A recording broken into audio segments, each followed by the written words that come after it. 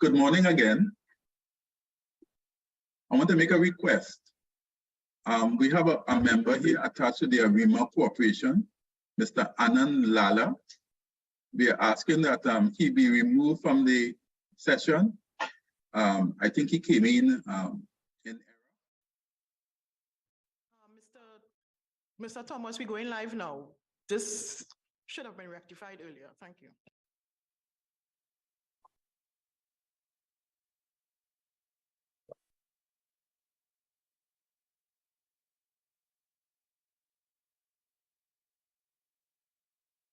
Good morning, ladies and gentlemen. I would like to welcome you to the 18th meeting of the Joint Select Committee on Local Authorities, Service Commissions, Statutory Authorities, including the THA, in the 12th Parliament. This meeting is being broadcast live on the Parliament channel and is also being streamed on Parliament YouTube channel, PALView. Today, we are convening our second public hearing pursuant to our inquiry into the operations of the Environmental Management Authority with specific focus on noise pollution. We are pleased to have officials from the following entities joining us virtually. We have a sample from the municipal corporations, namely from the Port of Spain City Corporation, the San Fernando City Corporation, the Arima Borough Corporation, the Chaguanas Borough Corporation. We also have non-governmental stakeholders, the Trinidad and Tobago Promoters Association, and the Trinidad and Tobago Society for the Prevention of Cruelty to Animals, as well as the Zoological Society of Trinidad and Tobago, and lastly, the Citizens Against Noise Pollution. So I would like to facilitate at this stage the introduction of representatives from our various entities, and would the members of the Port of Spain City Corporation please introduce yourselves? Good morning, Chair, members. My name is Mitra Suklal, Public Health Inspector for Port of Spain Corporation. Good morning, Chair, members. My name is Glenn Charles, Superintendent of Police, Port of Spain City Police. Welcome. Would the San Fernando City Corporation, please, members, please introduce yourselves? Good morning. I am Katian Milsmark, Chief Executive Officer, San Fernando City Corporation. Welcome. Good morning. My name is John Kisson. I'm the Local Economic Development Officer attached to the San Fernando City Corporation. Morning. Would members of the Arima Borough Corporation now introduce yourselves? Good morning, Chairman and other members. My name is Walter Thomas, Acting Deputy CEO. Morning. Good morning. My name is Sharon Just. I am the Acting Personnel and Industrial Relation Officer. Morning. Would members of the Chaguanas Borough Corporation now introduce yourselves, please? My name is Baliram Lala, Chaguanas Municipal Police, Superintendent of Police. Good morning, everyone. My name is Nisha Sarad, Public Health Officer. Morning. Would members of the Trinidad and Tobago Promoters Association please introduce yourselves? Morning, I am Jerome Persia, the President of the Trinidad and Tobago Promoters Association. Morning. Good morning, Chair. Good morning, members. My name is Colin Miles. I'm the Secretary of the Trinidad and Tobago Promoters Association. Morning. Would members of the Trinidad and Tobago Society for Prevention of Cruelty to Animals please introduce yourselves? Good morning, everyone. I am Sarah Maynard, the Operations Manager for the TTS-PCA. Welcome. Good. Thank you. Would members of the Zoological Society of Trinidad and Tobago introduce yourselves? Good morning, all. I am Carrie-Ann Harrison, and I'm the Second Vice President of the Zoological Society of Trinidad and Tobago. Morning. And would members of the Citizens Against Noise Pollution please introduce yourselves? Good morning. I am Tamara Cheta, Public Relations Officer, Citizens Against Noise Pollution of Trinidad and Tobago. Good morning, Chair. Good morning, members. I am Lindian Bichu, and I'm also another PRO officer attached to the NGO Citizens Against Noise Pollution in Trinidad and Tobago. So I welcome you all and thank you for being here.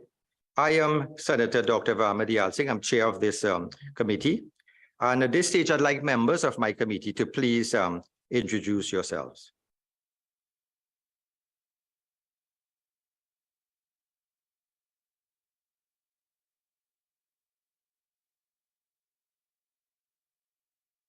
Good morning, everyone. My name is Khadija Amin, member of the committee.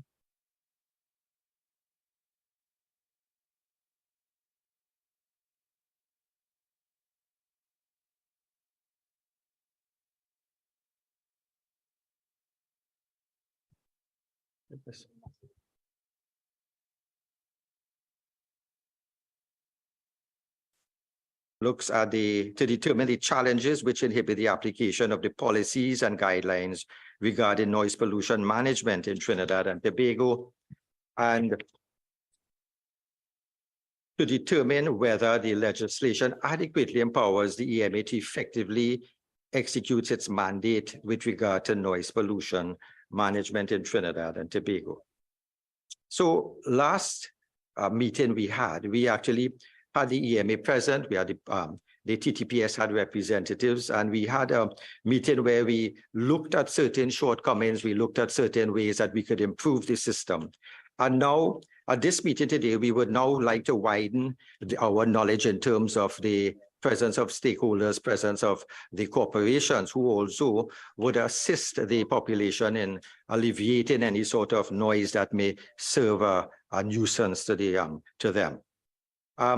At this stage, I would like members present from each entity to at least give us a brief 2-minute opening statement. So would members of the Arima Borough Corporation with Mr. Thomas please give us a brief opening statement, please? Okay, good morning again, Chairman. We are happy to be part of this this committee at this point in time. What I will tell you is that in terms of the noise pollution arrangement, our city police department basically would take charge. There isn't much more that I can say at this point in time, except listening in terms of what is being presented at this point in time. And if it affects us, I could probably add to the discussion at this point. Thank you. Thank you. But again, your presence here, if there are any recommendations how to improve, I think you would be here to at least carry that forward. Would a member of the Chaguanas Borough Corporation please give us a brief 2-minute opening statement?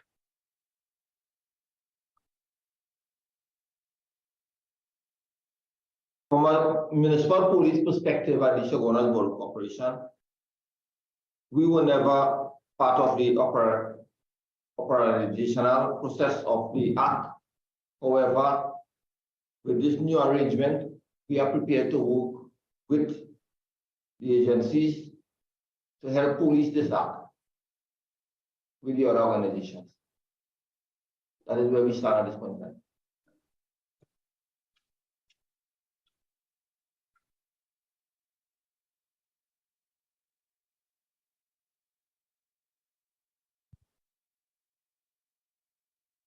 Would member of the Port of Spain City Corporation please give us some brief opening statements?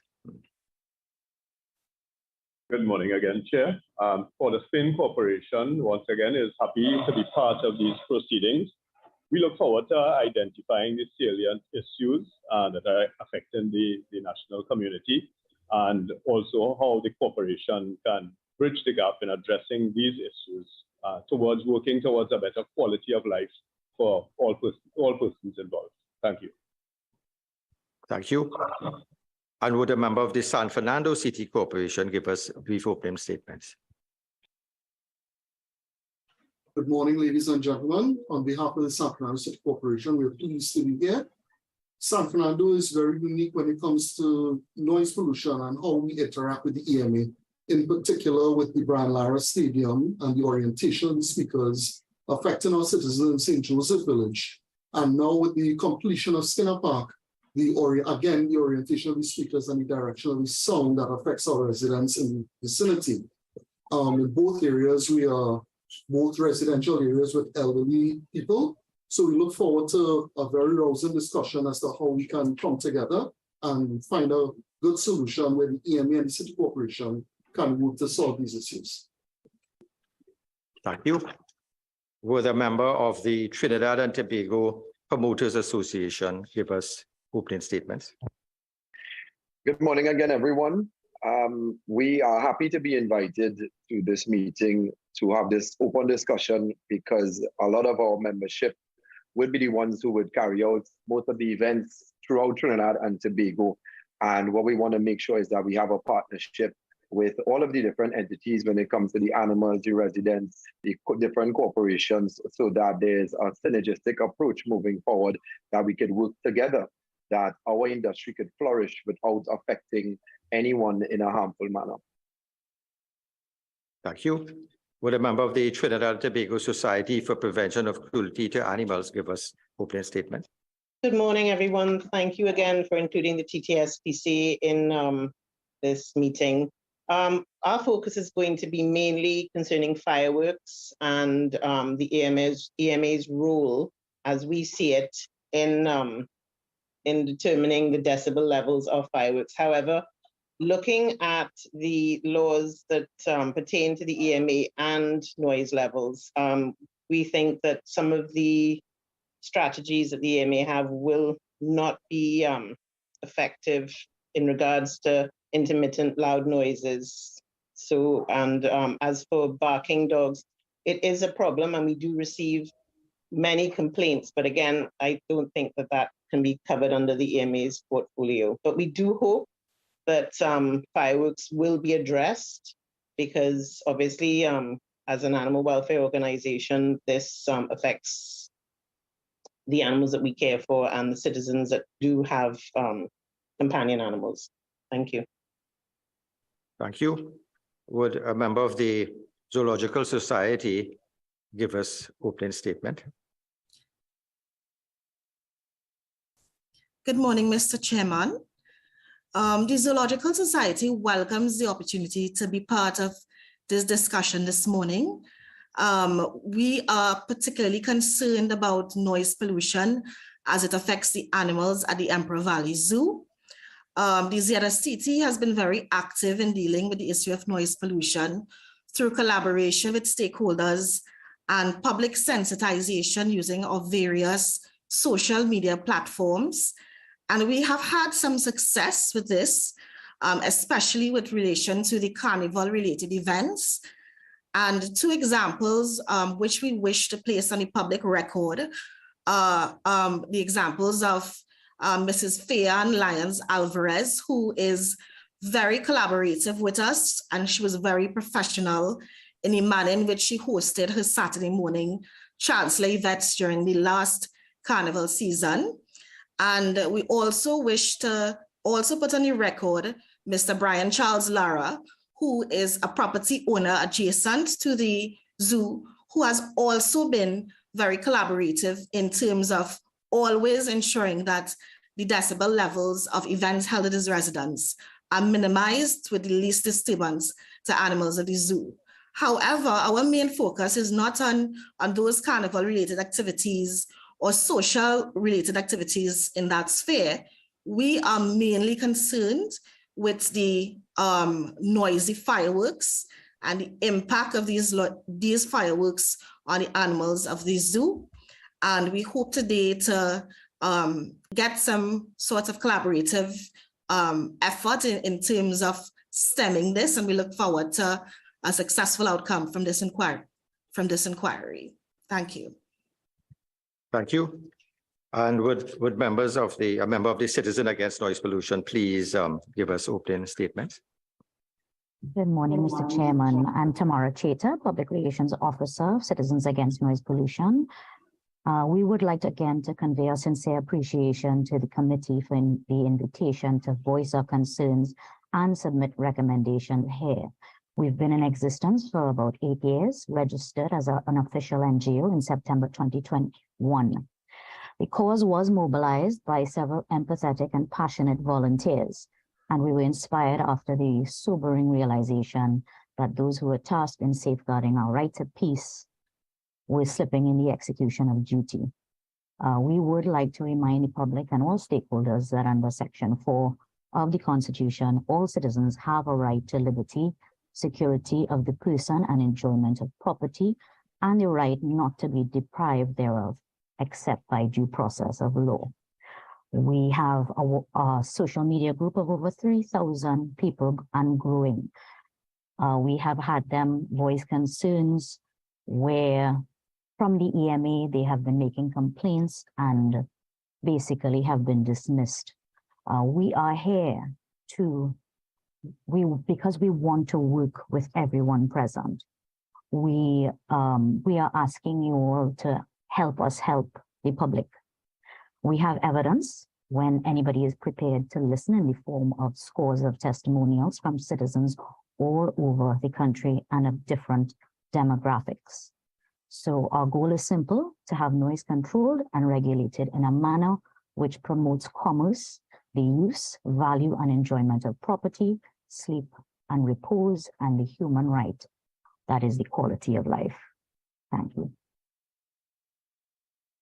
Thank you for that commitment to the citizenry. And I would like to remind both committee members and officials to direct your questions through the chair, and remind members that please activate your microphone on your device when you're acknowledged by the chair, and turn it off when you have concluded your contribution.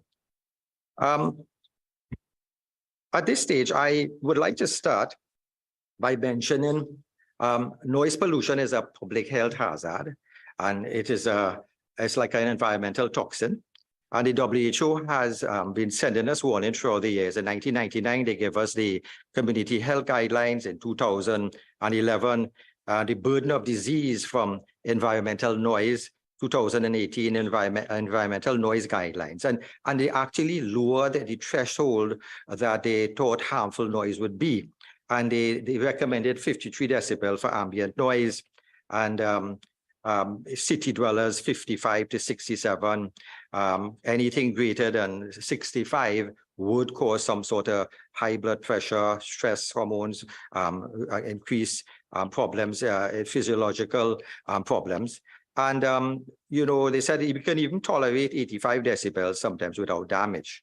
And the fact remains is WHO has these recommendations out there.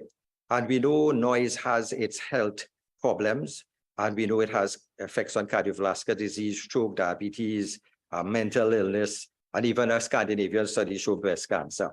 So therefore, what we are doing here today is an important venture into the health of the nation also. And what we are doing here today is looking at the fact that even the European Environmental Agency stated that noise pollution is the second highest environmental threat to death, and causing, you know, they said caused 12,000 premature deaths a year. So we have an important role today to see how we can protect our citizens. We have an important role today to protect our citizens from this invisible danger.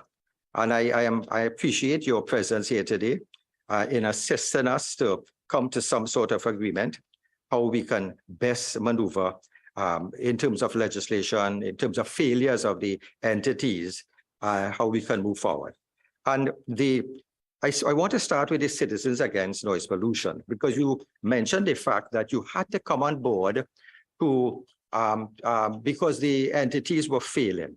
And this is a reason I think our Joint Select Committee decided to come on board to have this hearing, because we saw a lot of newspaper articles, people complaining about noise, about the effects of it, the effects on the farming. So we are here today to look into this. So for the benefit of our population, your organization, you mentioned you had 3,000, I think, WhatsApp membership. And in terms of your organization, how old is your organization?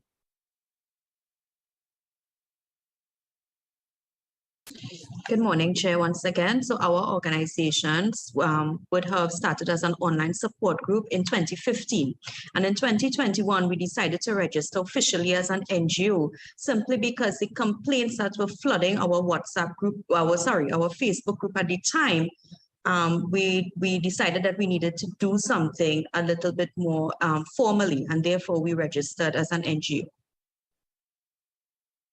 And your WhatsApp group, do you have that available for the public that they can look at your complaints? And have you gotten a way to give this information to the EMA so they can now see the complaints out there in the population, what they are having? Have you gotten that link with the EMA? Right. So in November 2021, we would have reached out kindly to the EMA, and they did facilitate a meeting with us. The meeting was very cordial.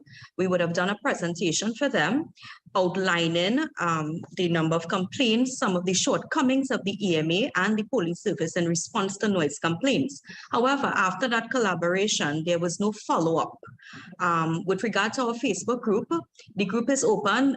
Members keep tagging the Environmental Management Authority Facebook page in an effort to get a response. However, there's never really been a formal or even an interaction on the social media in terms of a social media presence in that group as well. Additionally, we also have a WhatsApp group that has nearly over 60-something members. And these members would have joined from the Facebook group because they have no avenue to actively express their frustration and to actually get advice, because most people will tell them to go to a lawyer to get advice. And many of our citizens just do not have the financial means to access a lawyer. So therefore, they are looking for advice in terms of how to handle the noise complaints that come from a variety of sources. And these sources include not only commercial noise and from feds, etc., but these also includes private citizens who do not understand the impact that noise can have when they are blaring music from their cars, from their homes, on children, the elderly, and the most vulnerable in our society. So I'm happy to hear about your group, but do you think that the EMA should have some sort of public group that, some sort of public platform where people can lodge their complaints directly to them? They definitely do. They would have started, they made an initial step in actually having a hotline, and this hotline would have included a WhatsApp number. However, from all indications from our membership, this WhatsApp hotline is in need of, perhaps more manpower, or simply they do not have the resources to respond in an efficient manner. So many times our members, when they WhatsApp this number, and we have screenshots, etc., that members would have sent us, there's no response from the EMA's hotline. And if they do get a response, a lot of the times the complaints are coming from residential noise, and sometimes in mixed areas where there are bars, etc., operating. The EMA's response is to direct them to the TTPS, where the Summary and Offences Act is supposed to look at noise complaints, right? However, this is the biggest problem that we are having in the country and the average citizen. The TTPS response is that they also are saying that they do not have meters to respond to noise pollution. They are very dismissive on most occasions of the frustration and the torture that members are undergoing. Most of the constables who are at the desk and who have to take reports tell citizens that they do not take noise reports. And Mr. Chair, we have testimonials from the last one we would have gotten would have been last week, where a citizen would have gone to the Shogunas police station to make a report. And the officer there would have told her that this was not their purview and they should go to the Borough Corporation to see about this. And when she went to the Borough Corporation, the constables there were surprised that she appeared there. And therefore, the average citizen is there like a tennis ball going back and forth from the EMA to the TTPS, and the offenders live to play music another day loudly. I see the plight of the citizens having to just be thrown from one to another and not get that relief. Our last meeting, we suggested somehow we have like what you may call a noise warden that could be called out, and also a ticketing system. So therefore, if you have that decibel and it's above a certain level, you give a ticket one time, then another ticket. And just as how you have this system in transport, where if you eventually accumulate amount of points, you would be disbarred. So do you think that is something that could work in our present situation? Of course, Mr. Chair, we actually want to recommend 3 key legislative changes. And one of them is actually the ticketing system. And this ticketing system has actually worked in other countries. For instance, in July 2022, Florida, for instance, has made blasting music in a car a ticketable offense. And I would just like to go further to explain. So the police can now hand out tickets to people blasting music from cars if the music is audible at least 25 feet away from the vehicle. And I would like to also note that music from vehicles is also one of the major complaints that members from the public actually have a problem with, right? Another legislative change that we would like to introduce, that we understand the Trinidad and Tobago Police Service, they have their constraints, we understand that. And we know that they are also missing adequate meters. However, if a legislative change is made in the sense of implementing a plainly audible noise clause, this will circumvent to a great extent the need for meters by police, because then all that they would need is their ears and a measuring tape to identify and to ascertain whether the music is being played, right, or the noise that is being emitted is beyond the boundary line of the offender, right? So that's another one. And we also would like to advocate for the introduction of quiet time laws, which forbid excessive noise from neighbors and from commercial establishments. And these are protected hours of sleep that are used in developed countries. So for instance, in Germany, quiet time laws is quite an important aspect of their culture and their home. They protect these hours for the vulnerable and for their citizens. So then, and there's also nighttime hours in the UK, 11 p.m. to 7 a.m. New York has also quiet time laws in terms of 10 p.m. to 7 a.m. So these are legislative changes that can definitely work hand in hand with making noise pollution a ticketable offense. And this can also become a generator of revenue for the government as well. Yes. Yes, I think Germany also has a situation where you are not allowed to cut your lawn, etc., on a Sunday. Correct. Or make any sort of noise. Yeah. So yes, certain do that. So in terms of your trust, your changes, legislative changes, and your recommendation, I certainly welcome this. And I want to ask a question. And in terms of you had mentioned that it's not just problems with parties and fetes, but we also have other noise from the home, alarms, barking dogs, noise in the street, licensed premises from commercial premises, different areas that we need to look at, street works, building sites. So I guess your organization would be able to give us recommendations in terms of the hours that needs be and the advice that we could look to go forward, right? So do you think that in terms of the response that your members are getting being shifted around, do you think the municipal police, which we were trying to see if they can also come on board, would be able to now be an add-on to your group of persons that you can get to come on board?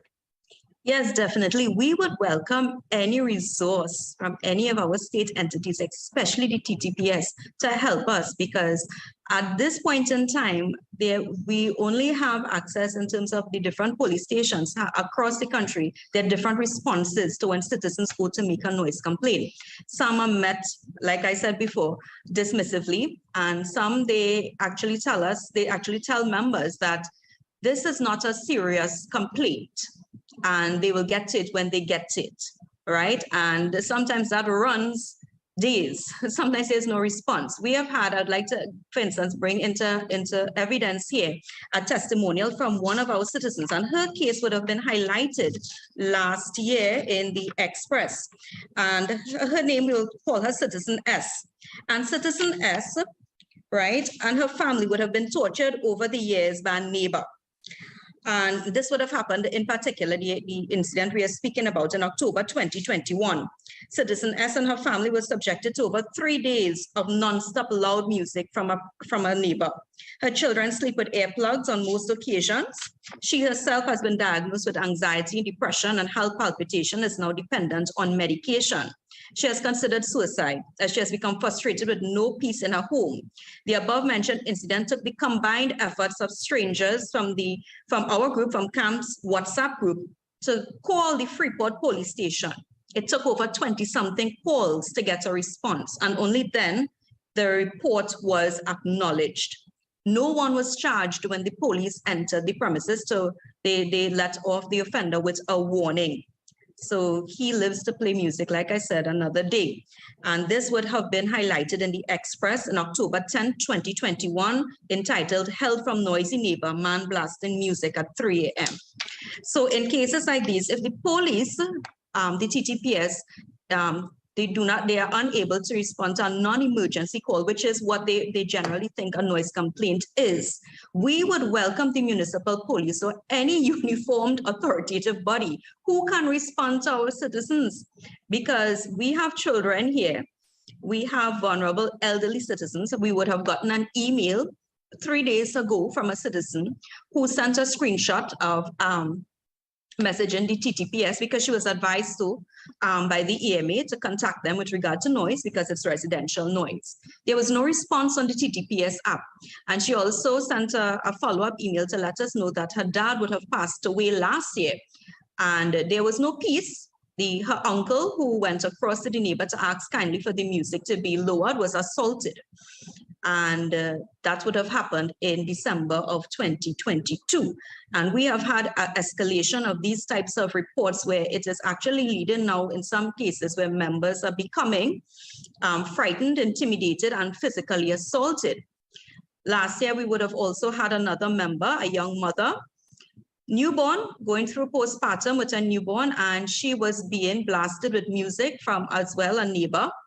She went across because the TTPS were unresponsive to her calls over a span of hours. And this is again documented in a testimonial. And when she went over, she was manhandled and assaulted.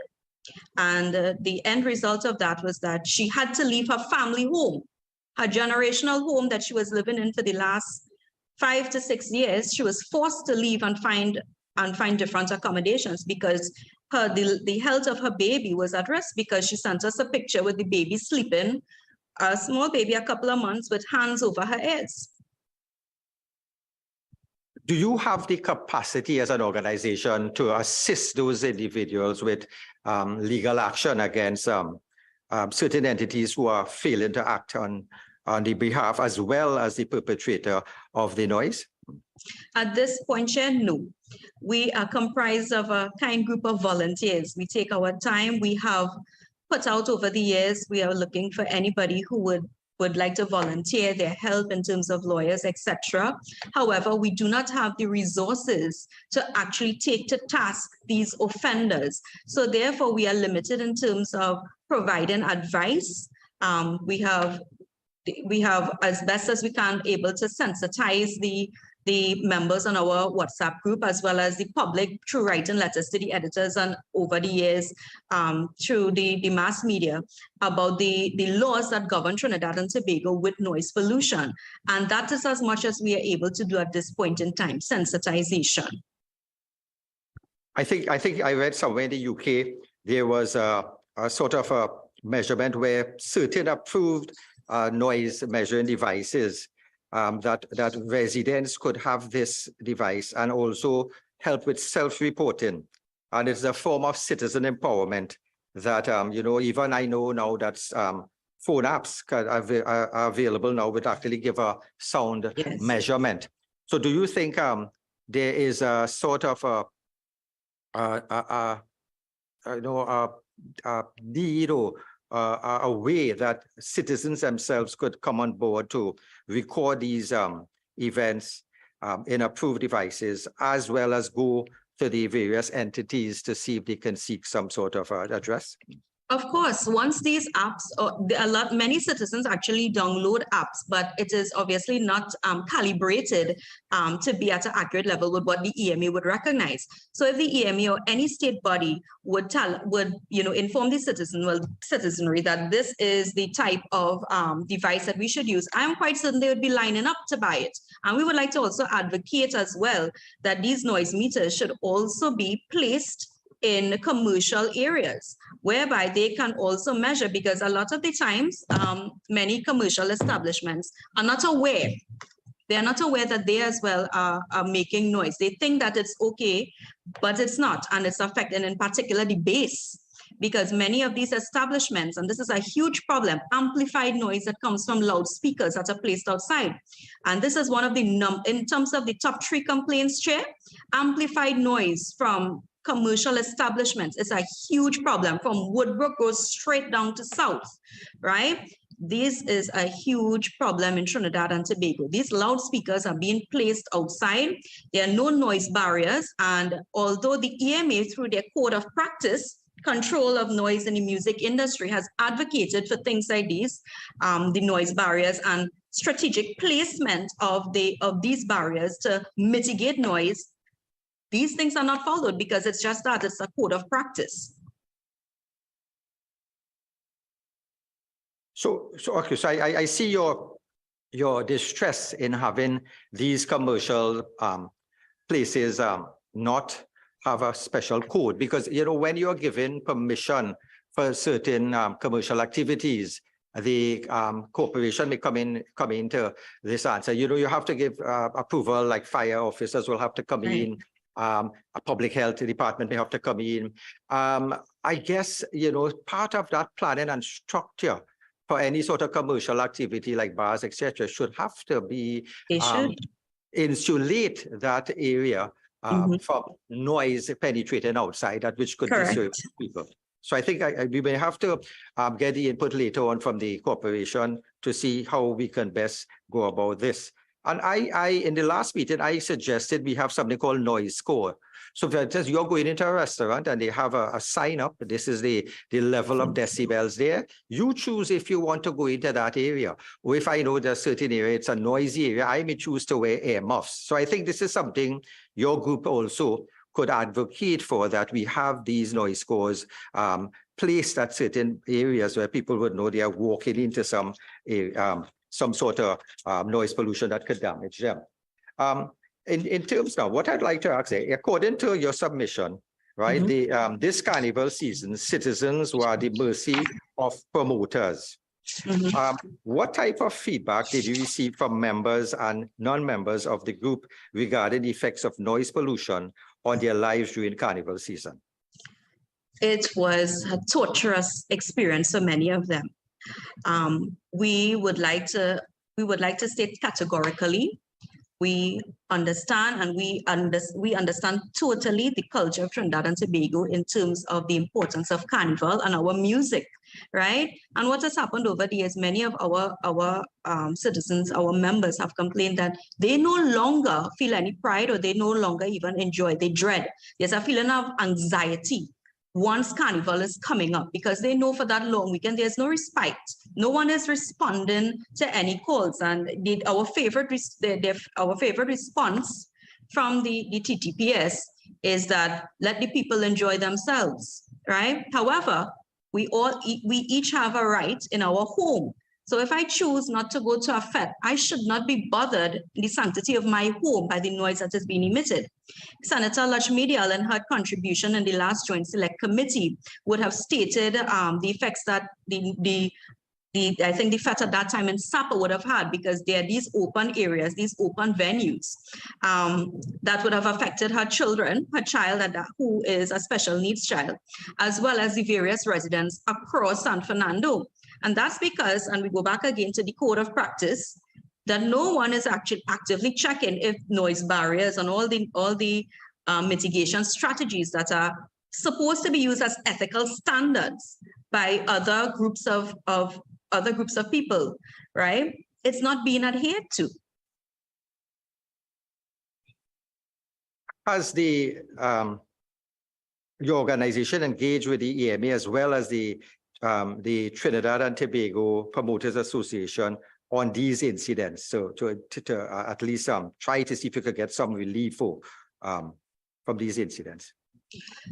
In terms of the EMA, we would have written responses that would have been published in the papers. I think we would have had 2 letters in 2022 that the EMA would have responded to. However, we have not taken the step to contact the Fed Promoters Association. We would really like to work with them as well so that we could have, you know, a type of synergy as well in terms of when they have to hold their events so that they can be prosperous and that our citizens can also have peace in their homes.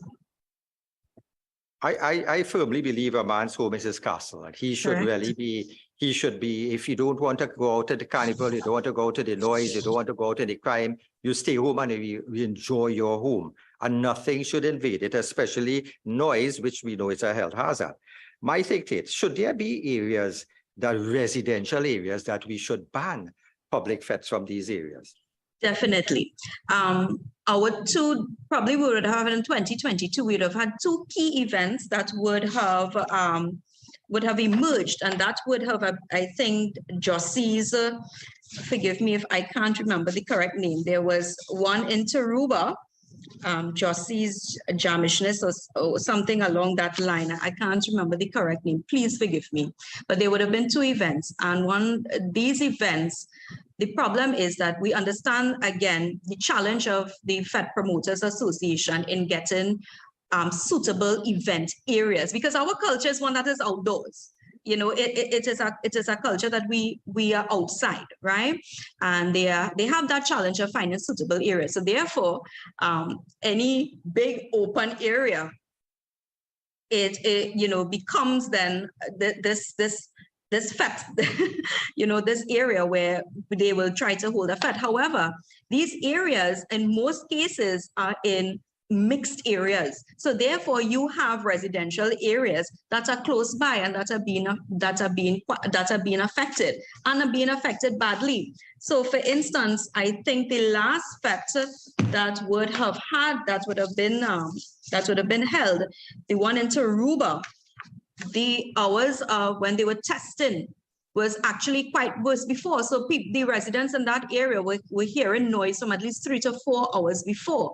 And then the event continued into the late morning. And the thing is, there was no relief because right now, according to the EMA is embroiled in a legal battle in terms of who has the power to shut down these types of events. So therefore, if citizens call the TTPS, the response from the TTPS, and understandably so, will be that their hands are tied because it's in the courts. So who is suffering again? The citizens, because the EMA is in court and the TTPS as well, by extension, because they would have been the ones to shut down the last event. That would have been, I think, Wild Goose Entertainment or something. And the average citizen is there covering their ears and sleeping on the floor, trying to get relief. So then sometimes you may be caught unawares that, you know, just so you see a fete being held and there were no notification before. Correct. Even though the EMA had said that there is a notification and a requirement should be given where pamphlets should be distributed in persons around a fete venue, a proposed venue, to warn these citizens there. Have any of your citizens ever gotten these pamphlets? Chair, we actually, when this matter was brought up in the last Joint Select Committee, because we recognized that it was actually stated that flyers and all these things were supposed to be distributed to community. Our group on Facebook actually took a poll, and over 100 and something, approximately over 100 members answered the poll, and the resounding response was no. The resounding response was no, that no flyers or anything like that have ever been distributed to members to inform them. And this brings us to another problem we have with these noise variance permits. These noise variance permits, they are applied for, right? And they must be published in the newspaper. However, there's no set date for when these noise variance permit, when they are publishing these notices. There's no set date in the newspaper when they're going to come out. And this is pretty archaic in the times that we are living in a digitalized world, where we don't understand why the EMA has not taken this step thus far to digitalize these types of permits and actually put it on their website. So therefore, the public has a fair chance to raise valid concerns regarding FETs, etc., or any type of event that requires a noise variance permit.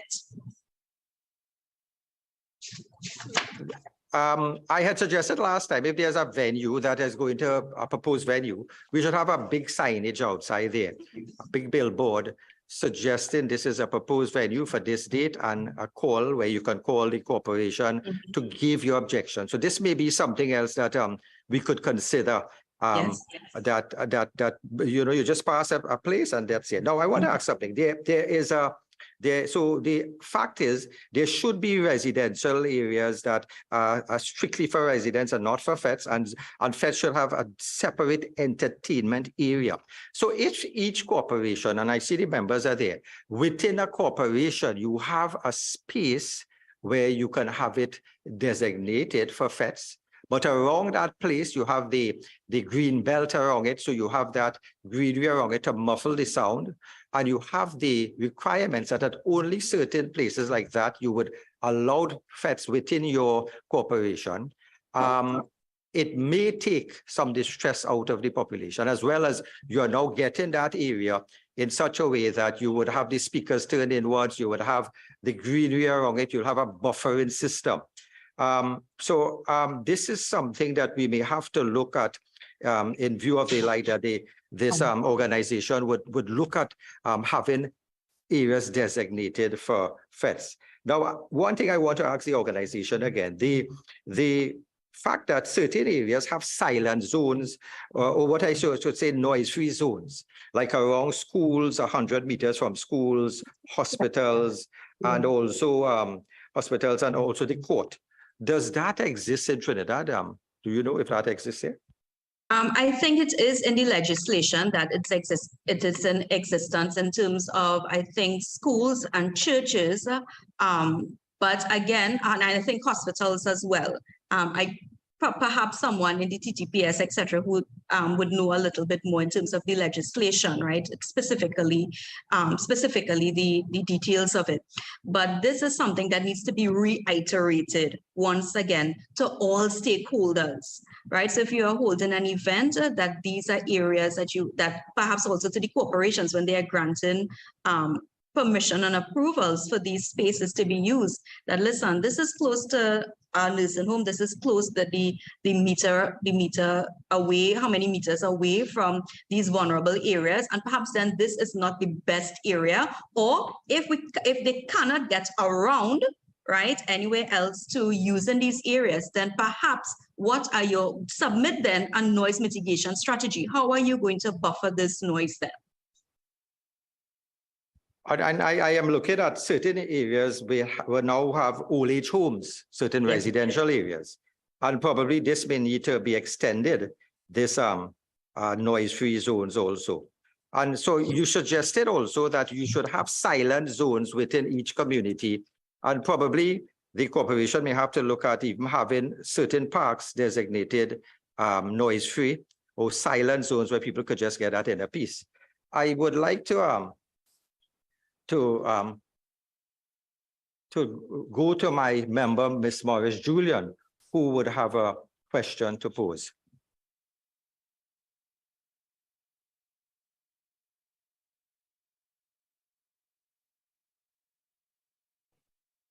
Thank you very much, Chairman. Chairman, I'm not sure if I missed it, but I want to find out from the NGO. According to the submission, these noise variation acts are lost in the, hold on 1 second, Chairman. I'm having some noise variation myself. 1 second. All right. These noise variation ads are lost in the clutter of the newspaper, and there's no specific date when the ads are due to appear thus far. Thus, the public is at a loss to identify events that may disturb their rest. Now, I am old enough, through you, Chairman, to remember when these ads would be painted on a sign and stuck on a tree, right? Can you tell us what are the shortcomings relating to the EMA's procedure for granting noise variation permits? If you could let us know, perhaps then the EMA could help. And I think, Mrs. Julian, that one of the key things, immediate effect, that can go into with immediate effect, is that they just digitalize, right? There is no reason why these noise variance permits should just be published in the newspapers, all right? They can create a little tab on their website that said noise variance permits, right? And then itemize them by month. So we know in January, there are 4 events that are coming up. And when they click on the link, the 4 events, wherever the areas, etc., and then the public can, if there is a valid concern, they can email the EMA and let them know, well, listen, we would have had this fete last year, and this was our experience thus far, and be able to submit perhaps any type of evidence, right? And that the EMA respond in kind to those concerns. So that is probably the #1 challenge that we have with these noise variance permits, along with the fact that the price for these noise variance permits are $250 or $1,000, right? So for instance, let us say one defects in Taruba, perhaps may have paid, let us say, $1,000. What was the cost to the citizenry? What was the cost in terms of productivity, in terms of sleep, in terms of the elderly who would have probably become sick? Where are people going to go at 3 a.m. and 2 a.m. to get away from the noise that they are hearing, the bass that is vibrating in their homes? Senator Lakshmidial would have stated that her burglar-proofing would have been vibrating at the time of the supper fete that they had last year. Where are they going to go? So for the cost of $1,000, the productivity and the ill health that comes with it is paid for by the citizenry. Thank you very much. Through you, Chairman, I would like to go on to further ask Ms. Bechu. Yes. All right. During the committee's previous public hearing held on April the 5th, the EMA reported that the promoters are also required to distribute printed copies of flyers within communities which are expected to be affected by a proposed entertainment event. For our clarification, is your organization aware of this practice? Is this practice, you keep speaking about Taruba and it's Josie Jamison, I don't know how I know that, but I do. All right. Is it that persons are passing it out? Did you receive it? What are your general views on the efficacy or usefulness of this practice? Now, we spoke about digitalization, but I live in the heart of Arena. I live in a very commercial area. I may be one of the last residential houses. So I don't receive any flyers. In fact, I sometimes feel I am bothering them. So I wouldn't mind a flyer. I quicker open my mailbox than I would go online and check a website. So just for our edification, please. Thank you. Right. So we would have taken note of that practice. Our organization was not aware. From our own understanding is that the noise variance permit would have had to be published in the newspaper for the 35 days, and that was it. So what we would have is members scoring, in particular in high times during in the year, when events probably would have, upcoming events would be there, and trying to see when this variance would come out, and they would clip it, and then they would try to email the EMA about it, right? In most instances, they would not be able to because they would lose the day when it would come out. So therefore, the opportunity is lost to raise their concerns.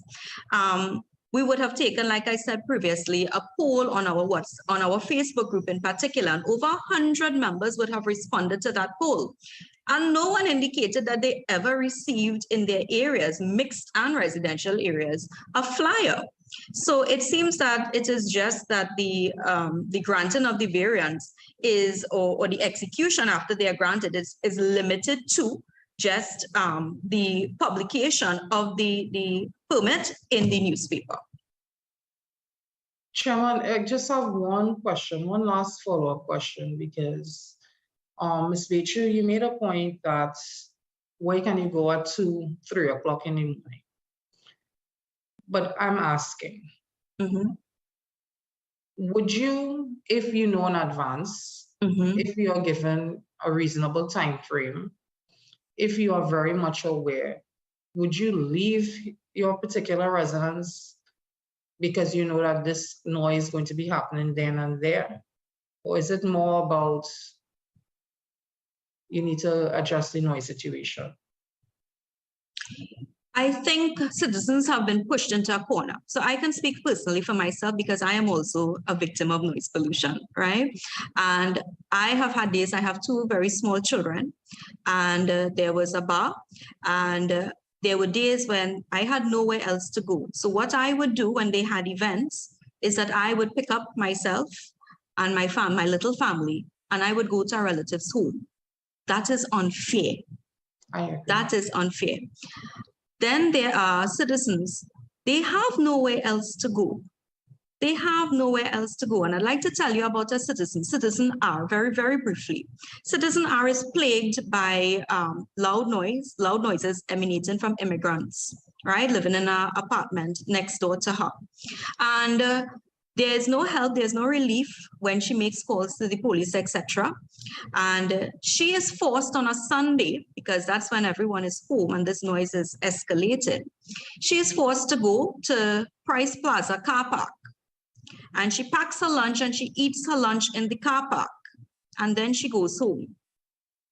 That is unfair. And that is wrong.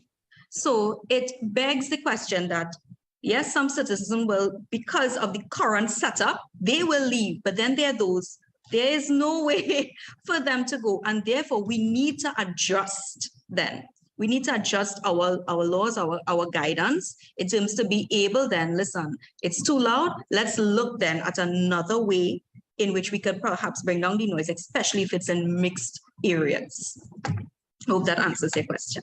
No, it does. Thank you, Chairman, because as someone who lives in a commercial area, it's odd to me when I hear quiet. So I'm always very much interested to find out exactly what is the outcome that organizations such as yours really want.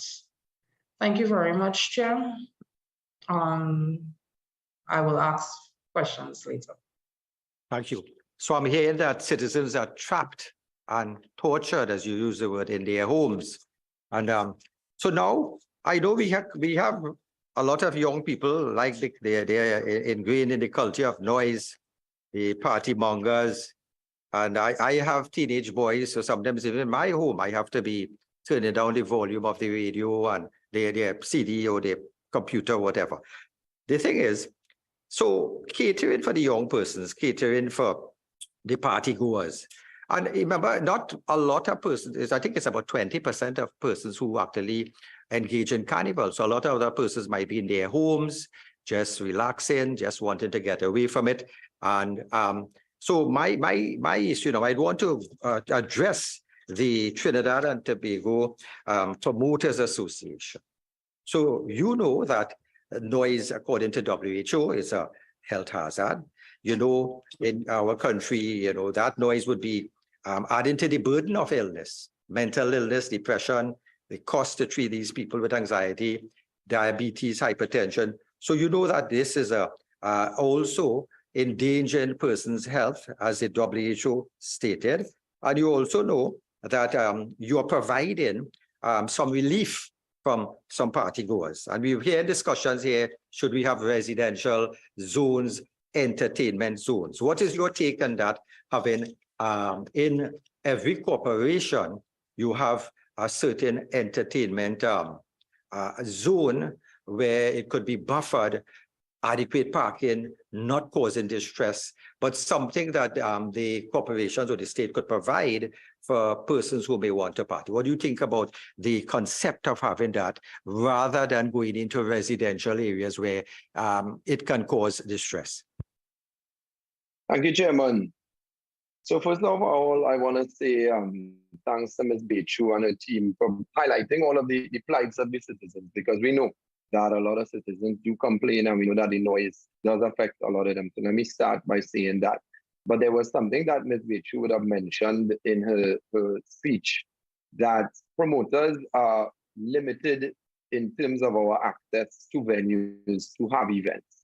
So I'm going to backtrack a bit to say that the entertainment industry is, as the name says, an industry. These are not just people who are throwing a party because they want to make noise or they want to affect a resident or people in the area. These are people who do an event and employ a lot of people when it comes to their event. So this is an industry, and this is a thriving industry, and this is not only part of Trinidad's culture, but it is a part of our tourism as well.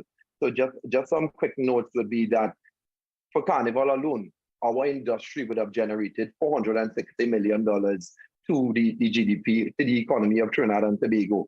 And we employ thousands, tens of thousands of people are employed by our industry. So it is, I don't want it to be considered as a wine and jam industry or an industry that is there just to disturb people, but this is an industry that provides a lot of employment.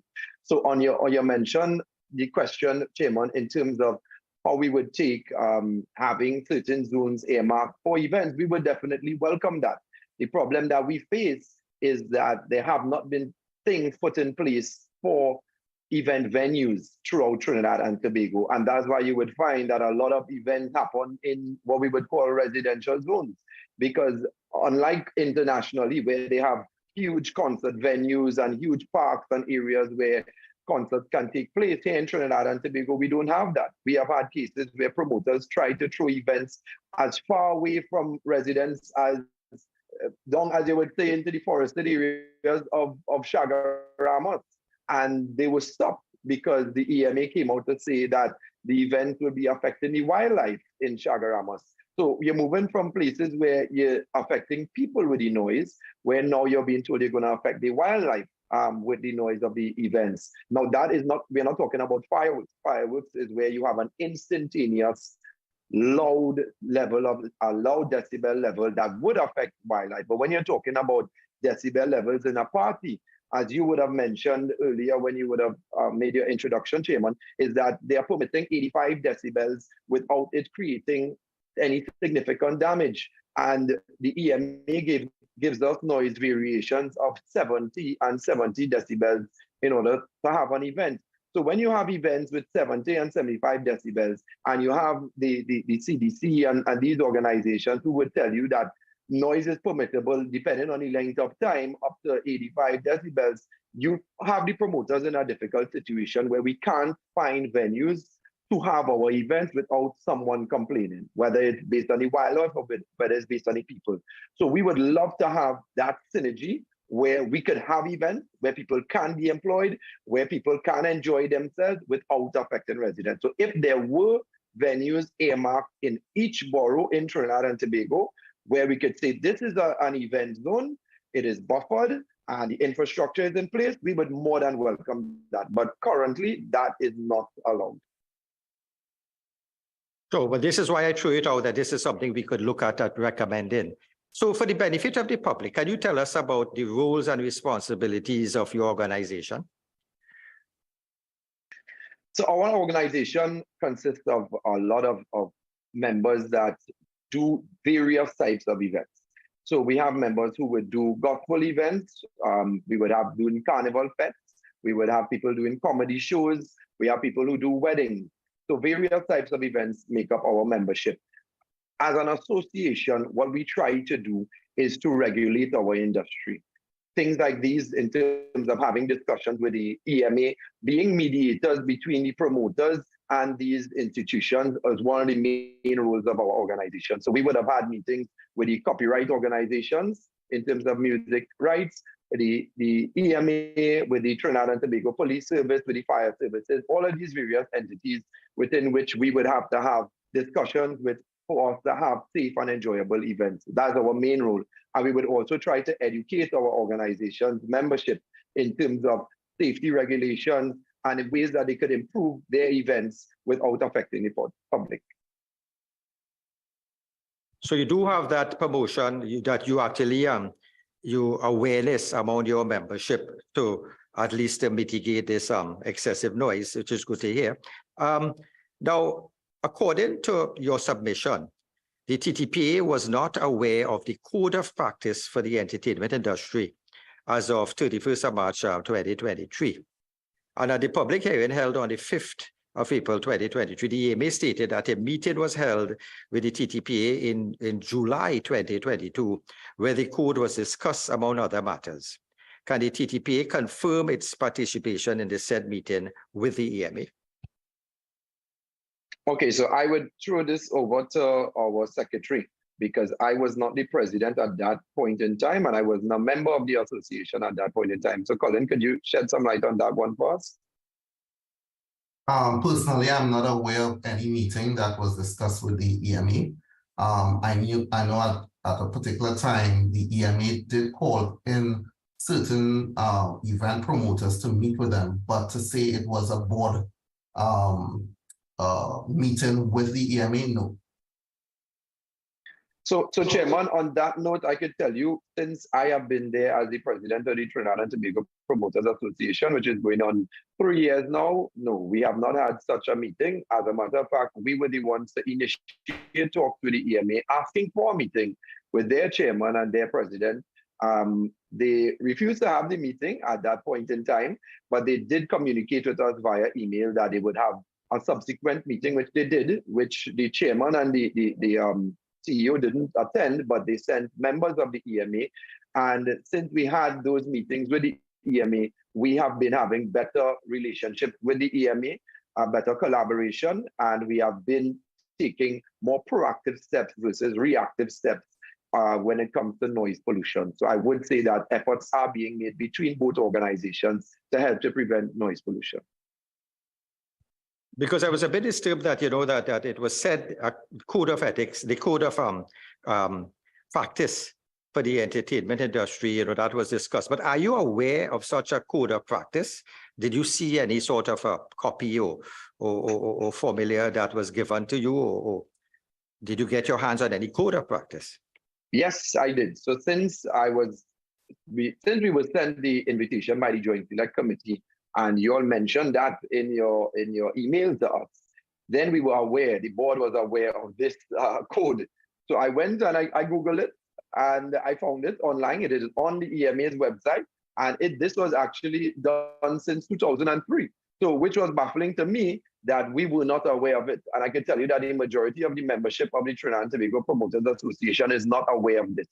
So in taking a proactive step, I would say, what I would suggest to the EMA is that they have better communication when it comes to rolling out things like these that would help to guide those who are actively involved. It makes no sense to us that you have a document sitting there with all of these guidelines and the people who need to use the guidelines are not aware that it even exists. I could tell you when we go to the EMA to apply for our noise variation licenses, this is not mentioned to us. We are not given the guidelines, a discussion is not had. The process is really you apply for the variation, you publish it in the newspaper. You have to publish it within 35 days of your event. That's why you always see it is coming out sporadically and not at a specific date and time in the newspaper that residents can look out for. That's because based on the EMA regulations, we have to submit within 35 days of our event. Otherwise, they are not going to accept your application. So you can't say, well, you have to put it on a Monday or a Tuesday. They just count it from 35 days from your event. So when we do that, the next step is that once they issue once you issue your notification into the newspaper, you pay the application fee, you fill out your application form. Once you're granted your variation, you go and you collect it. In terms of the pamphlets that you all have mentioned, in terms of giving it out to residents, that is not a requirement by the EMA for you to get a noise variation. I have seen it as part of the guidelines, which I just mentioned to you all that we had no idea even existed. So if people say that that is something that we have to do as promoters, it's not something that we have to do. It is part of the guidelines that we are not aware of. And I do say that that is a great idea for pamphlets to be given out to residents in close proximity of events. At least they will be aware of what is taking place. So we would support something like that. Again, this is ignorance on the part of the promoters, not knowing that something like this even existed, because we were not informed by the EMA in terms of a general way. Well, at least something good came out of our last meeting. I would like to pose a question to the municipal corporations, because you have been hearing the discussion going on. And I want to ask the Port of Spain Corporation, for the benefit of the public, can you tell us about the role of the corporation as it relates to the management of noise pollution?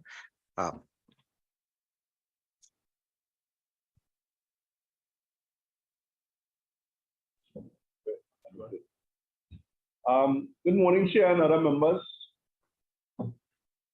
What is happening from time to time when the Port of Spain Corporation receive applications for different events to be hosted in different locations in the city?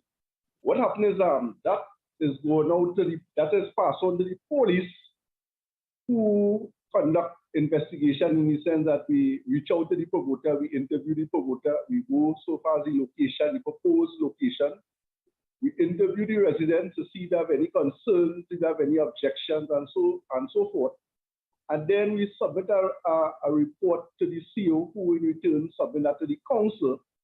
That report will determine whether or not the approval will be granted or not granted.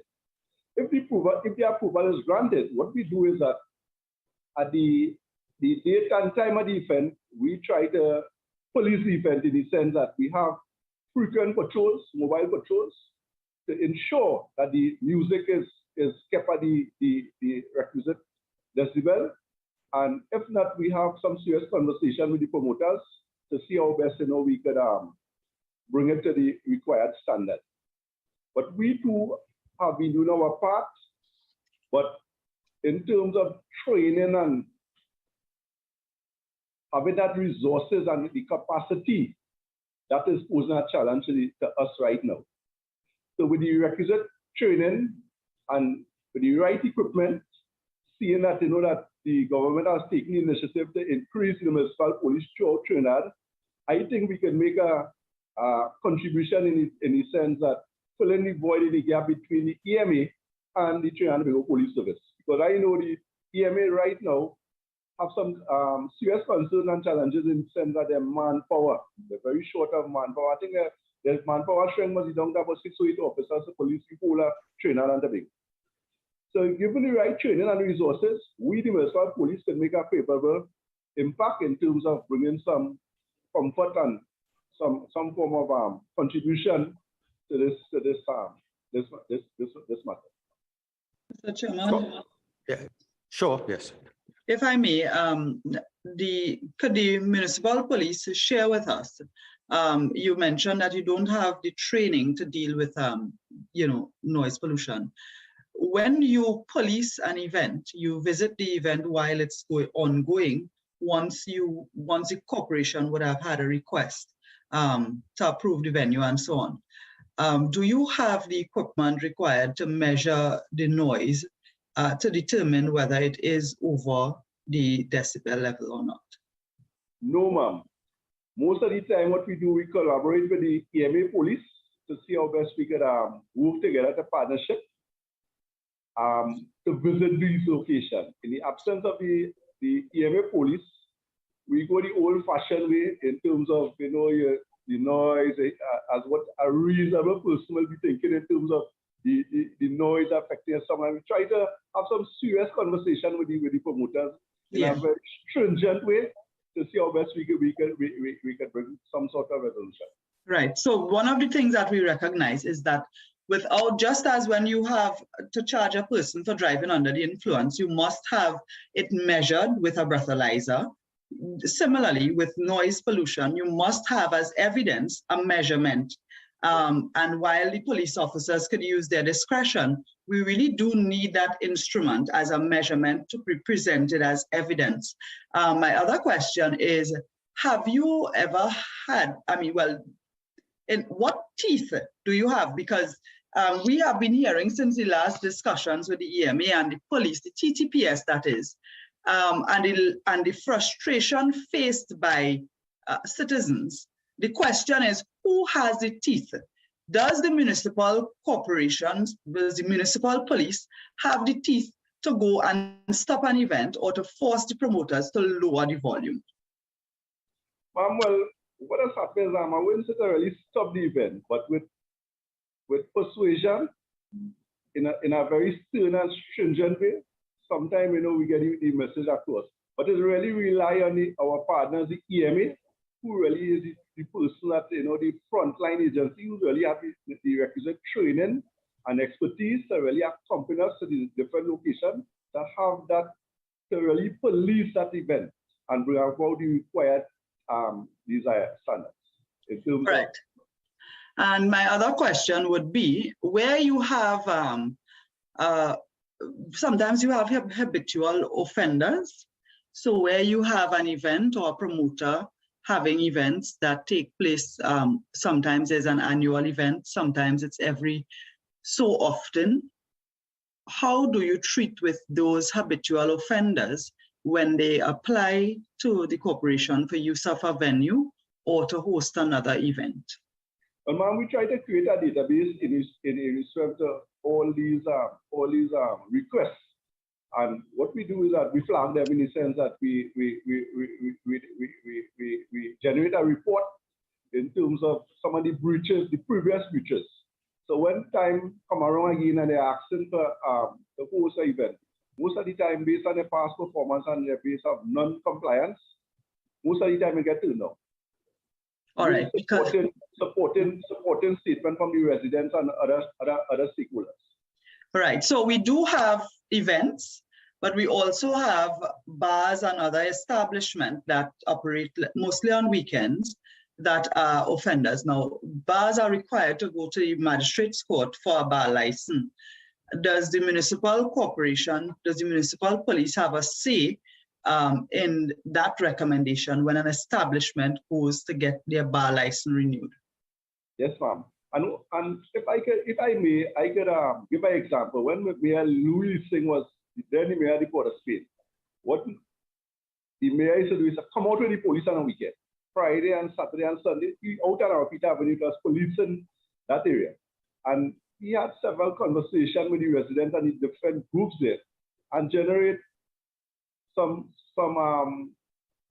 statements in respect, some signatures in respect which would constitute a petition. And they used to visit the magistrate court along with the police and lodge some strong objection in respect that bar license be renewed.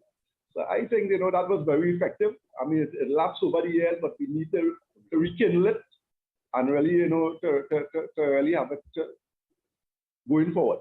Mm-hmm. All right, Mr. Chairman, my next question is the association representing the promoters and so on, Mr. Priscilla. Your organization really is a conglomeration of people who have just come together. How do you regulate yourselves and ensure, because you mentioned in terms of getting your members to be on board, getting your members to understand the requirements and what they should and should not do.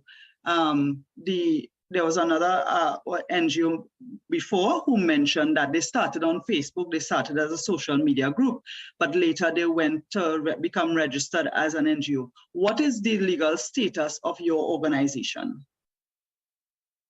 So I would let Mr. Miles reflect this one. Thank you. We are registered as well as a nonprofit, and we became registered in 2016.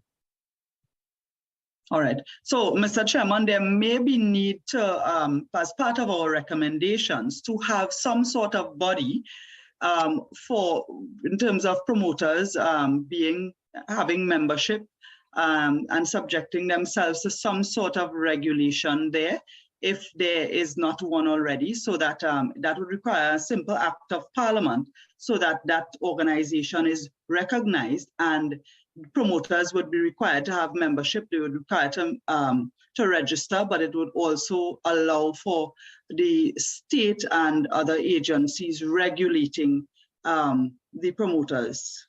So it's a suggestion for us to consider when we make recommendations. I would like now to recognize Ms. Morris Julian. Thank you very much, Chairman. I just wanted to ask a question to Mr. Charles, my good friend.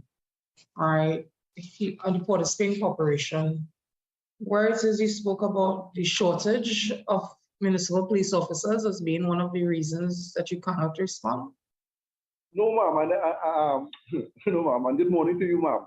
What I'm saying is that with the recent decision by the government to increase the numbers of municipal police, we have the capacity to really visit the establishment. But what the challenge is in terms of equipment and training. So if we are being given the requisite training and provided with the equipment, we'll be more effective to make a better contribution in respect to the other stakeholders like EMA and the Carnival Police Service to treat with this problem. So, through you, Chairman, so I'm glad that I misheard, because what you're stating to the committee here publicly is that the municipal police is more than willing and able. And in fact, the only thing you need would be training and equipment, correct? Quite so, ma'am. All right, thank you very much, Chairman. I hope EMA is listening to this very carefully. Thank you for that question. Yeah, 1 minute. Yeah, 1 minute. The police themselves, the municipal police, do you have, are you on call on after working hours, like from 4, 5, 6 hours in the night? There's somebody has a problem and, you know, the night there's a big noise going on in your neighborhood. Do you, what hours do you work up to? And do you have vehicles to carry to and fro to any sort of site visits? Yes, sir, we work on a 24 hours basis. Also, in Port of Spain, we have a command center that communicates with the Trinidad and Tobago Police Command Center. We receive report and we do attend to the report. What report we cannot really treat with. We also seek assistance from the Trinidad and Tobago Police Service. But for instance, in Port of Spain, we have patrols during 24 all over the night.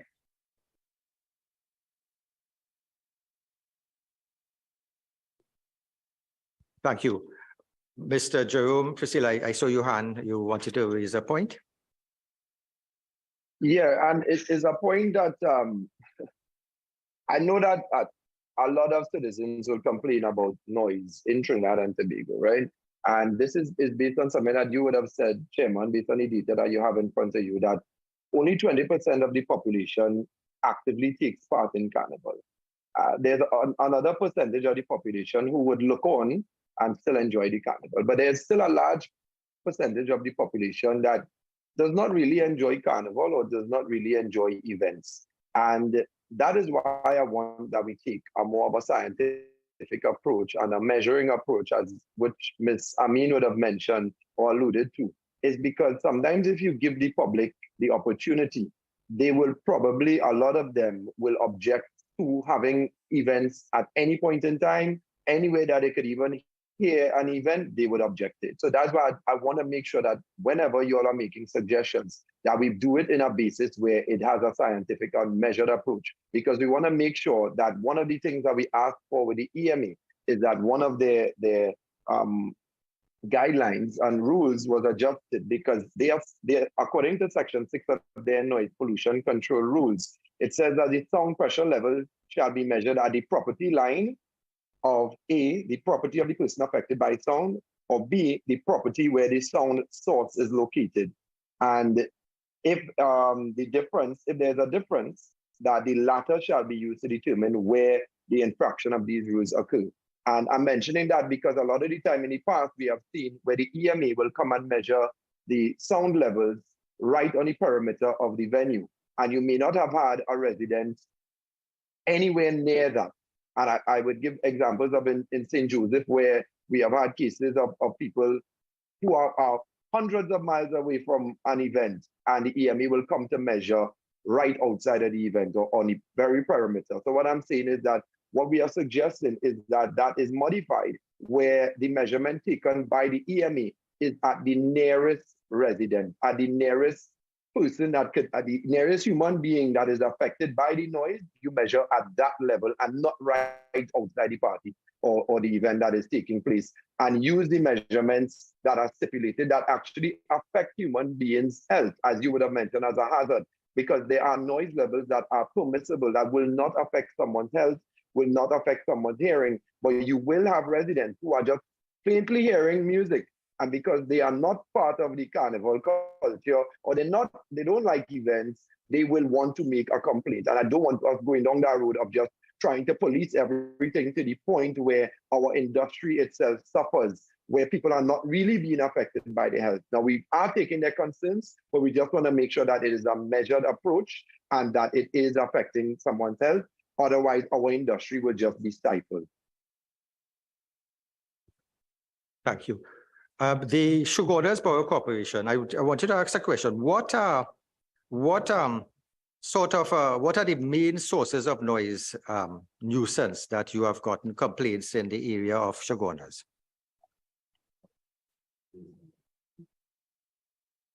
Hi, good day, Chair. On a public health standpoint, when it comes to complaints, we have not really had any complaints in terms of noise pollution from citizens. We regularly get complaints off and on from citizens around the area that lives close proximity to bars, and that's the most that we get.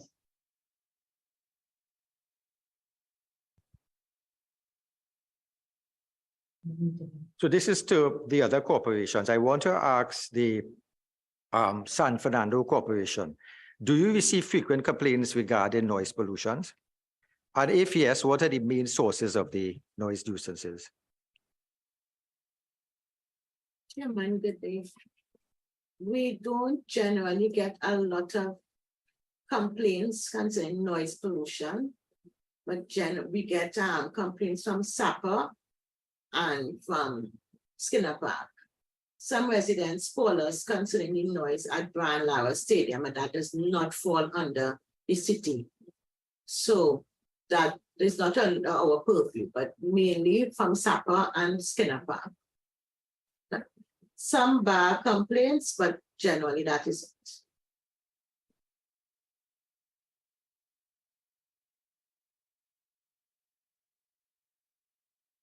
So these are people complaining of events in SAPA that occurs, or in the car park. Is it in the car park or is it inside the venue itself? In the car park of SAPA. So then that may be an easy fix for you in terms of if it's causing some sort of a disturbance and persons are aggrieved. But who gives them the permission to hold these venues in the car park? Is That's what I was now going to say.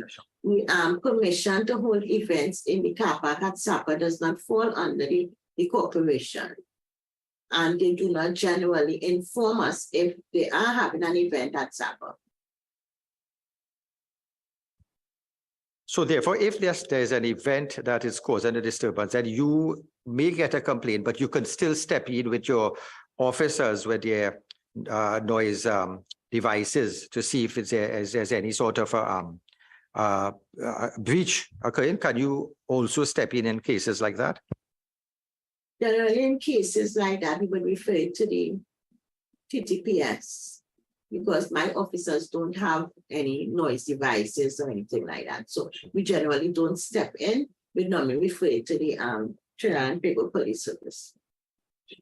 Or would you be acquiring any sort of noise devices for your noise meters for your officers? So in future, they could be part of a team that would help citizens if they are having that distress and not able to get any sort of relief from the other entities. But it was not on the agenda previously, but if it's a recommendation, it is something the corporation could look into. Whatever assistance we may be able to give. Thank you. And a question to the EMA Corporation. You have heard discussion saying that we should have within each borough, each corporation area, you should have zones that could be earmarked for those fet venues or entertainment venues. Is that something that you think could be feasible in your corporation? Chairman, I want to say hello to the MP, Lisa Morris Julia. She's the MP for the area at this side. I know she's aware. Usually the Arima Velodrome is a venue that persons would most likely ask to utilize to hold events. Now, the velodrome basically is under the corporation's control. So we have some say in terms of the events that are held there. What happens is that persons will apply to utilize the velodrome itself. It comes to the CEO will then pass it to council will then look at it, and they will give approval. So in giving approval, I know council will look at the venue, they will look at the noise level to some extent, and they will give approval or not, depending on the type of event, the size of the event, and so on. So we have some control. I want to say further as well.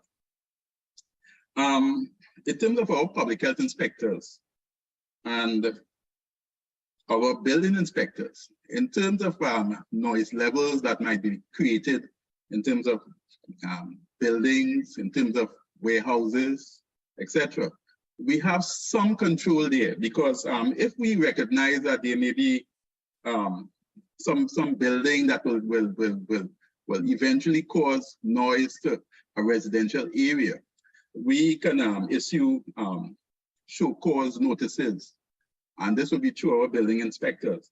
Our public inspectors, through the public health ordinance as well, may have some control in terms of dealing with noise levels, but it is limited. Basically, as I said before, we would utilize our city police to some extent. We have challenges in terms of equipment, in terms of complaints, measuring sound and so on. We have some challenges. Again, you know, we have limited financial resources as well that may prevent us to some extent in terms of providing the equipment and the human resource necessary to deal with noise control. But we are open to any suggestions at this point in time. Thank you.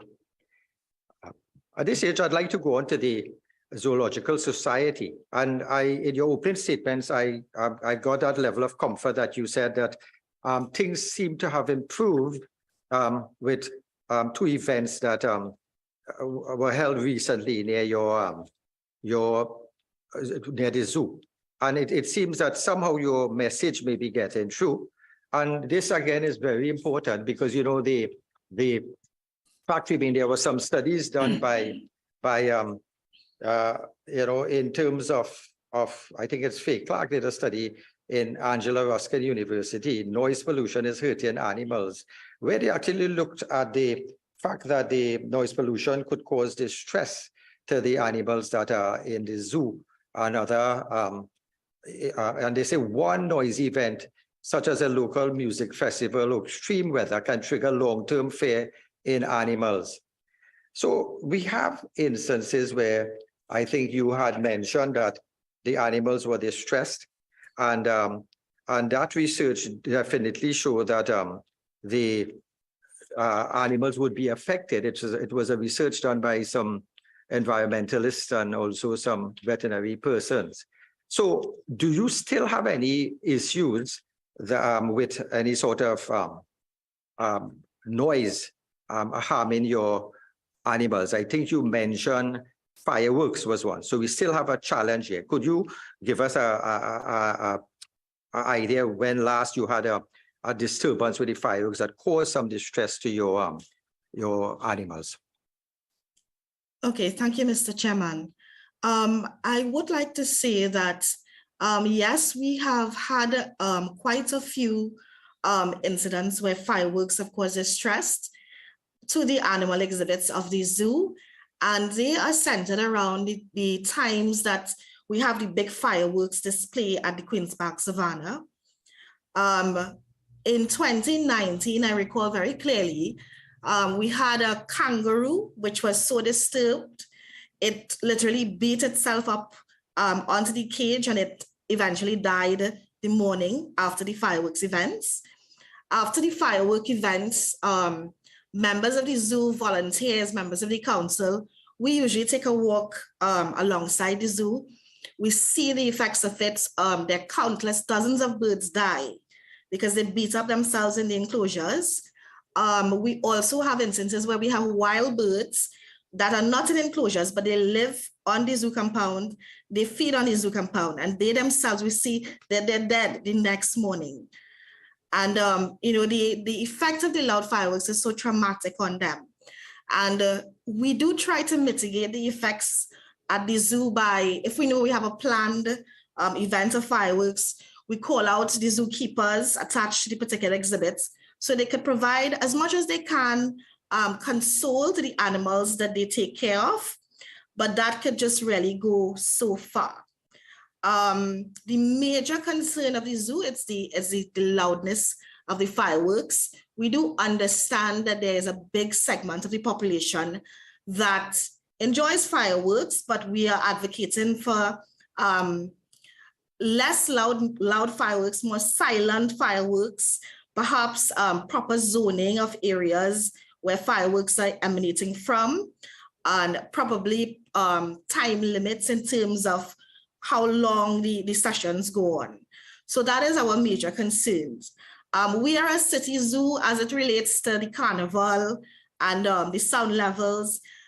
We have had a good buy-in from our stakeholders and our neighbors because we have actively used social media and other forms of persuasion to have them assist us. So we've noticed around Carnival time, a speaker passing around the zoo, they do lower the level of noise. They do it around the zoo, they do it around the hospital, we noticed that. Because we have been there for 70 years. So we do have some sort of collaboration in terms of the noise levels from the Carnival scene. But our major concern is the impact of the loud fireworks on the animal exhibits. Yes, I guess the police could easily tell the trucks that are passing, look, you have to lower it at this zone, and this could solve that problem. But we also found that sometimes even the vibration, inaudible noise vibration, can also hurt animals by shaking them up physically. Yes. Yeah. So I'm pleased to hear that at least you have given us some positive things that have come out, and with the zoo where you're getting some relief. So I'm glad to get that. So right now, I would like to now go on to I think there's a question from Miss a comment, I think, from Ms. Chatter. Yeah. You may proceed. Thank you, Mr. Chairman. And it was just a response in accordance with around the science of being measurable, which all of us need to, even when we present recommendations, I just want to refer to the SMART acronym, specific, measurable, achievable, relevant, and time sensitive. So I am also, and just to say to the panel, I am also in entertainment. I'm a musician, so I can speak from a place of empathy. I believe on the promoter standpoint, many people promoters are in my circle. I do believe that we have a code of ethics, a personal code of ethics that we live by. Our country is under, of course, as we know, a plague of crime. And I want to categorically again state we are willing to work with the TTPS and the EMA. We have deep respect for both organizations, but we need to collectively come together and do something about this. Because being in the entertainment industry, in the small capacity that I am, have been deeply affected, as you say, Chairman, by this invisible plague. I have invisible illnesses, and I can show you, although Fed promoters, Carnival generates income, what about our 3,000 people on Facebook, our NGO group, our income? How do we measure the damage? And all we ask is to really sit from a place of empathy and not let money, but health of our country. When a noise happens, I have been in positions, and our members have, where you cannot hear the level of crime that is taking place when a bar is playing music, a neighbor is playing music, etc. I don't even have to go into the points again and repeat myself, but it is all interlinked. It is all, and we need to really press on educating the public, having empathy, our moral code of conduct. And that's as far as I'll go, Mr. Chairman. Thanks for letting me say something. Thank you. San Fernando, how do you corporation, how do you deal with complaints from noise from bars? In that instance, Chairman, the municipal police would drive by and have a discussion with the bar owners and just try to interact with them and bring some sanity and to the situation. So if you find that they lower down the music, but then they keep putting it up, and it's the same complaints over and over, are you willing to link with this organization against the noise pollution to somehow get a petition to close that bar down? The corporation is willing to partner with any organization that wants to bring relief to the distress of the citizens of San Fernando. But as long as we could legally do that, yes, we would partner with them and do as much as we can do to assist the situation. Sure, thank you.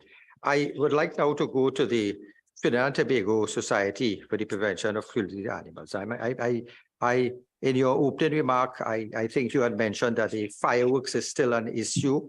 And also you mentioned the fact that sometimes barking dogs may also cause a nuisance. So I'd like to go into the fireworks. Are you satisfied with the recent legislation? Do you think it's working? Do you think it needs to improve? What do you think can be done to assist your organization in giving some relief to these animals who get disoriented with fireworks?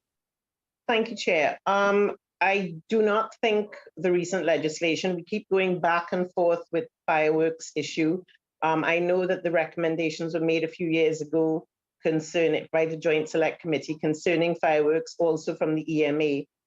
There's little to, well, basically there's no enforcement in regards to fireworks in residential areas. And we keep calling for the complete ban on conventional fireworks and perhaps the use of silent fireworks for government events that they sometimes have for independence, etc. But fireworks affect the society and in general, I'm talking not just the Trinidad and Tobago Society, but society in general. In regards to people, during the period, we did a data study and a survey, and during the period of October to January, we had 198 calls of complaints regarding fireworks and lost animals. We got in something like 36 lost animals during that period. So it is a problem because, again, the NGOs like TTSPC are having to bear the costs of that. And we keep going back and forth on the issue, and there's no resolution to the issue of fireworks. What we are calling for is to take fireworks, conventional fireworks, out of the hands of members of public, because it's all well and good with the sort of set, we can schedule and people in areas can come home, look after their animals, secure their animals. And I'm not just talking about companion animals, I'm also talking about people that have farms. That's a huge problem. I remember years ago, someone lost almost all of their chickens. They were egg producers, because fireworks were let off by neighbors in the area. We've seen studies, we've talked to veterinary clinics in various areas, and we understand during those periods where fireworks are most prevalent, so you're looking at sort of Diwali to Christmas, there's a 95% increase in people asking for sedatives for animals. There also, there's also an increase in lost, they had reports of something like 80% of lost animals, calls regarding lost animals. So it is a problem. I know personally, I mean, I'm coming from a point of view, from the animal point of view, but I also know in a personal point of view, how devastating fireworks can be to some. My father was in the Second World War. He was brain damaged, and neighbors in the area let off fireworks during the Christmas period. And I say Christmas period because it extends for basically the month of December into January. And he thought he was being bombed, and we had to sedate my father. So it's not just, as people have mentioned, an animal problem. It's a societal problem. It affects the vulnerable in society. They have homes for the aged, homes for disabled homes. They have, you know, various other organizations that deal with the vulnerable in society. And fireworks prove and continue to prove a huge problem. I can attest to the fact that I also had a patient who got shot some years ago and was re-traumatized when there were fireworks in their neighborhood. Post-traumatic stress came back in a full-blown session. So therefore, and I'm glad that you now mentioned that humans could also be affected by the fireworks, because I was getting the impression sometimes that the dogs may have more rights than humans in this society. But I want to take a point. You had mentioned in your opening statement that you had mentioned barking dogs could also produce a problem to residents. How do you think we could address this?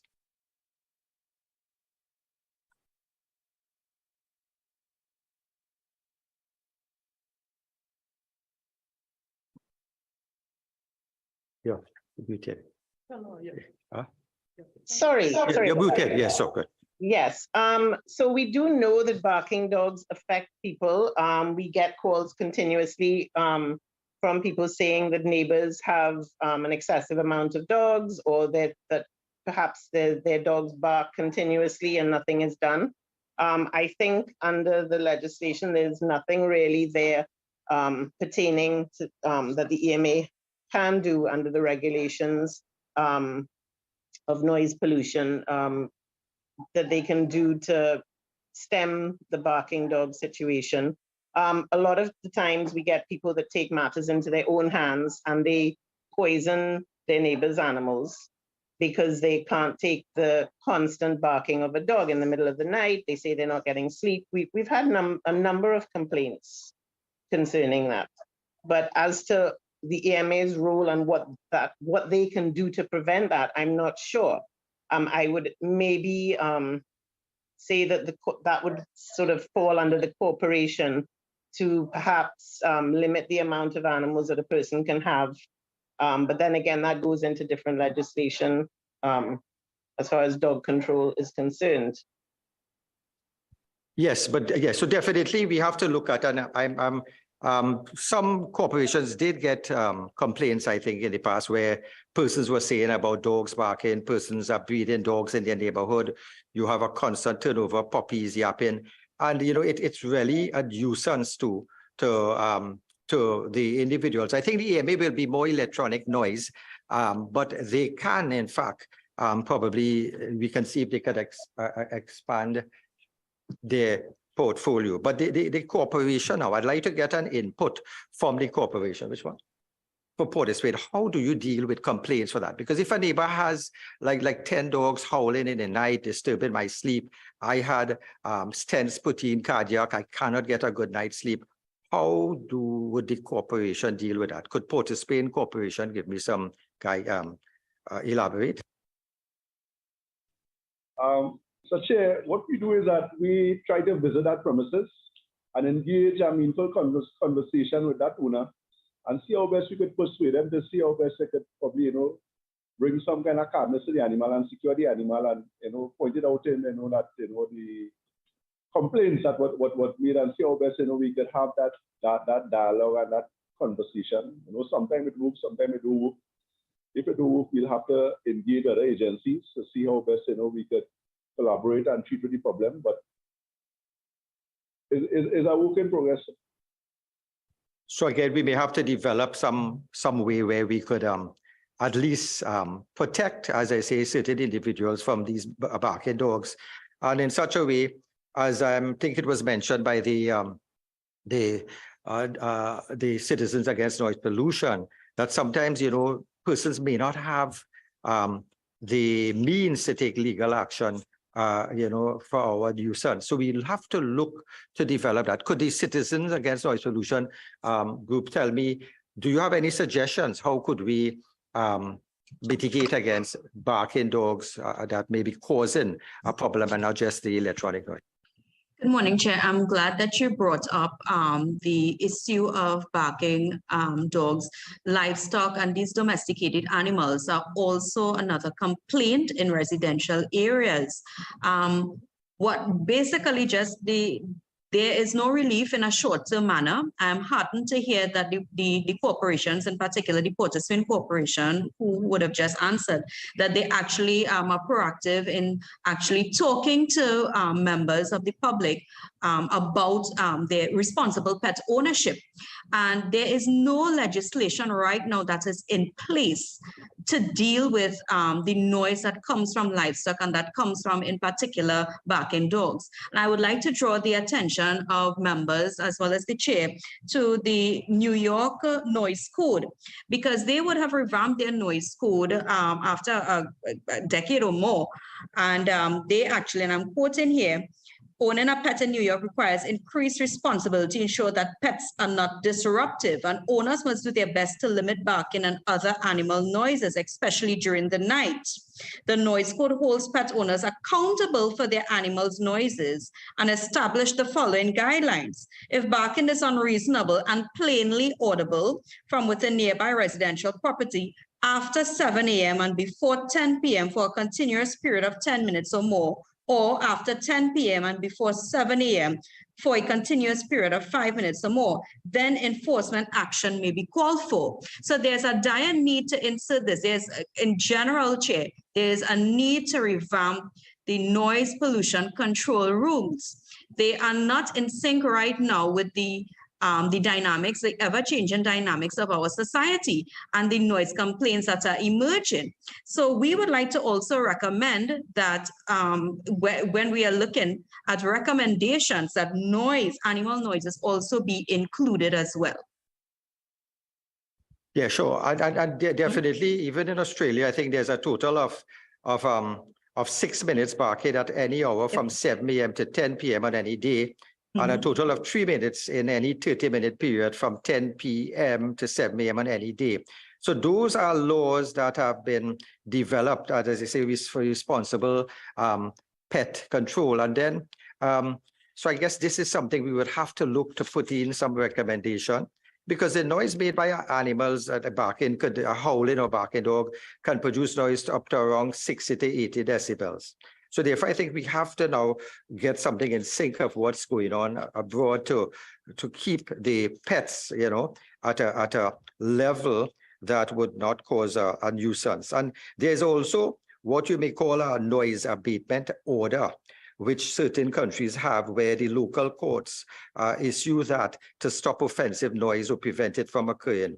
And I think probably we may have to look at the cooperation liaison with the GPs and probably see if the magistrates could now have another feature on board by giving these orders if you find that we are escalated and nothing happened. So there are even animal nuisance complaints forms that are available in certain areas, certain countries, where they look at persons actually recording the animals. Sometimes even the corporation in certain countries will even come there and install recording equipment into your property and arrange monitoring visits to witness the noise, against the problem. So sometimes it's really the level of the corporation decided, now we are coming into the area, we are going to have log sheets, how often, for how long, And I think this is the way we will need to go also, having an animal nuisance complaint form, log sheets, the buy-in from the corporation to come in and set up recording devices as occurs in other countries. So all these are things that we will definitely may have to put in our recommendation with to the benefit of the persons. So I'm looking at the time now, and I'm wondering if any of my committee members have any further questions.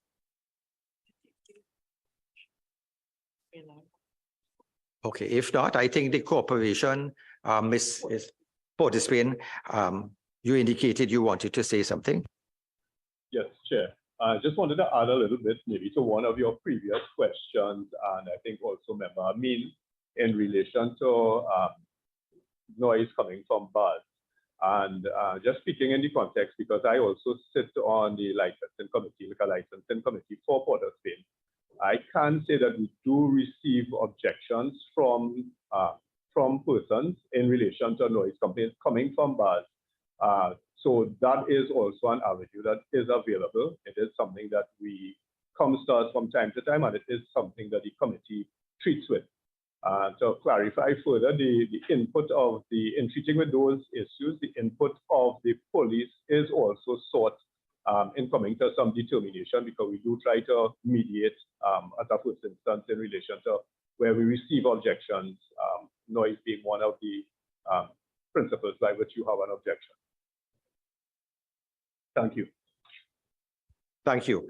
Ms. Bernard, you wanted to have an input? Yes, I'd like to go back to the Port of Spain Corporation, the officer. We have most of the complaints we have actually most of the complaints from the officers and police stations have been referred to the TTS-PCA. I'm unaware of the fact that the TTS, the Trinidad and Tobago Police Service, have actually gone out and investigated situations in which there are noise complaints regarding dogs. I know that generally what they say is they refer to the TTS-PCA. I'm also unaware of the fact that we are actually surrounded by 2 venues that hold regular fetes, and we have never again been approached or interviewed as to how we feel about the noise levels in those fetes. We also have a school that flanks us as well, and again, no notifications have ever been sent to us in regards to those fetes. Basically, we are unaware until it happens, or we hear it perhaps on the radio being advertised, and then we know how to proceed. So in regards to enforcement, I again, with noise and definitely fireworks, I think there's little to none, as I've mentioned before. Yeah. Yes, yes, thank you. And I think Mr. Jerome, Priscilla, you wanted to say something? Yes, before we close, one I would say is that I think a more proactive approach needs to be taken, because a lot of the things that we discussed was more on the policing, which is more of the reactive approach as to measuring the sound levels and who it's affecting and getting the reports in. But I think a more proactive approach needs to be taken. And that's where I would ask the EMA if they can hold a bit more consultations with the general public and with the promoters, so that people can be given this knowledge, because I think a lot of these things happen because of a lack of knowledge and a lack of guidance. So if they hold some more, well, actually, I haven't seen any of these things being held. If they hold some conferences or some sort of correspondence with the public or with promoters or event creators or anybody who would be the persons who are creating the noise, then they could pass on this knowledge and help to guide them as to mitigating this. One of the other recommendations that we would put forward there is that if consideration is taken in the boroughs to earmark venues to have events, is that when we are constructing events in the future, that the EMA gives guidelines in terms of noise pollution as part of the construction process. And as you were talking about that green belt, there are trees that help to dampen the effects, so that in us earmarking zones, we could say, well, okay, we are putting things in place for the infrastructure to mitigate against these things instead of a reactive approach. And finally, one thing that we would ask for in terms of the regulations or the EMA that we would have put in our submission was that for the promoters, there's no place for act of God or emergency cases when it comes to us applying for our variations. I will just give a quick example of that, meaning that if you have applied for your noise variation 35 days in advance, you put your ad in the newspaper, you put in your application in time, and then something like you're having an event on Maracas Beach, and there's a landslide that takes place two days before the event, and people can't access that venue. If you decide as a promoter to change your venue, there's no place in the EMA to allow that to occur. So now you are not allowed to switch venues because you can't get a noise variation from the EMA within a short period of time. There's no place in the act that allows that. They said that they are governed by the law, and the law doesn't allow for that. So what we would ask that is discussed in terms of emergency cases, because the promoters want to work with the EMA, but in cases like that, our hands are tied and people can't switch their venues after you've already sold all your tickets. Your patrons are already getting ready to go there. What are you going to do? And as well, mention was made to Josie's jam experience, and I want to pay special mention to her and the promoter that is putting on that event, is that when that incident occurred last year, since then she has become a member of the association and she has been working with the EMA. And I would say that she, and as well as many other members, have been trying to work with the EMA and the residents to make sure that no disturbances happen. Remember, promoters are also citizens of Trinidad and Tobago, and we do understand that we as promoters would like to have a peaceful night's rest as well, and not have our dogs affected or not have our family members affected as well. So just know that we as the promoters are willing to have these correspondence with our members and to work with the EMA and the TTPS and the residents to mitigate all of these risks. I hear you. So I guess that would have been your closing comments, right? Remarks. So I would like to move on now to the operations manager of the Prevention Cruelty to Animals to give us some closing remarks, please. Thank you, Chair. Again, in closing, we are calling for the regulation of fireworks, especially in the hands of members of the public. We are calling for the ban of conventional fireworks and silent fireworks to be used. Silent fireworks are actually not silent, but they are reduced in levels to be used for events that are held by government, again, things like the Independence Day, because animals hear, their levels of hearing are 10 times that of a human being. So the trauma that they receive at the end of these fireworks is extensive. And also, as citizens of this country, pet owners are held hostage because they can't go anywhere, they can't enjoy things, they can't do anything during certain periods of the year because they have to stay home with their animals, or they have to make sure the animals are safe and secure. And I would imagine this applies to people that have farm animals and wildlife organizations. They are basically held captive by things like fireworks and loud noises. So again, we appeal that the recommendations earlier made a few years ago by the Joint Select Committee and the EMA, that they look into the regulation of fireworks. So that would be my closing remarks. Thank you. Thank you again for having us. Would the member of the Zoological Society, Ms. Kerry-Ann Harrison, give us some closing remarks? Thank you, Mr. Chairman. Like the member from the TTSPC, we too would advocate for the use of silent or noise reducing fireworks. I think that will provide some sense of relief to the zoo animals and to the wild animals in general. And we do, like the TTSPC, support the position of the EMA. I think they did their proposal or their study in 2020, I believe that was the reports of the Joint Select Committee, and we do support that in terms of having proper areas zoned for fireworks and proper times, specific times in which they could be emanated. Those are our recommendations, Mr. Chair. Thank you. I'd like to go through the corporations. Would the EMA Borough Corporation, someone there give us closing remarks?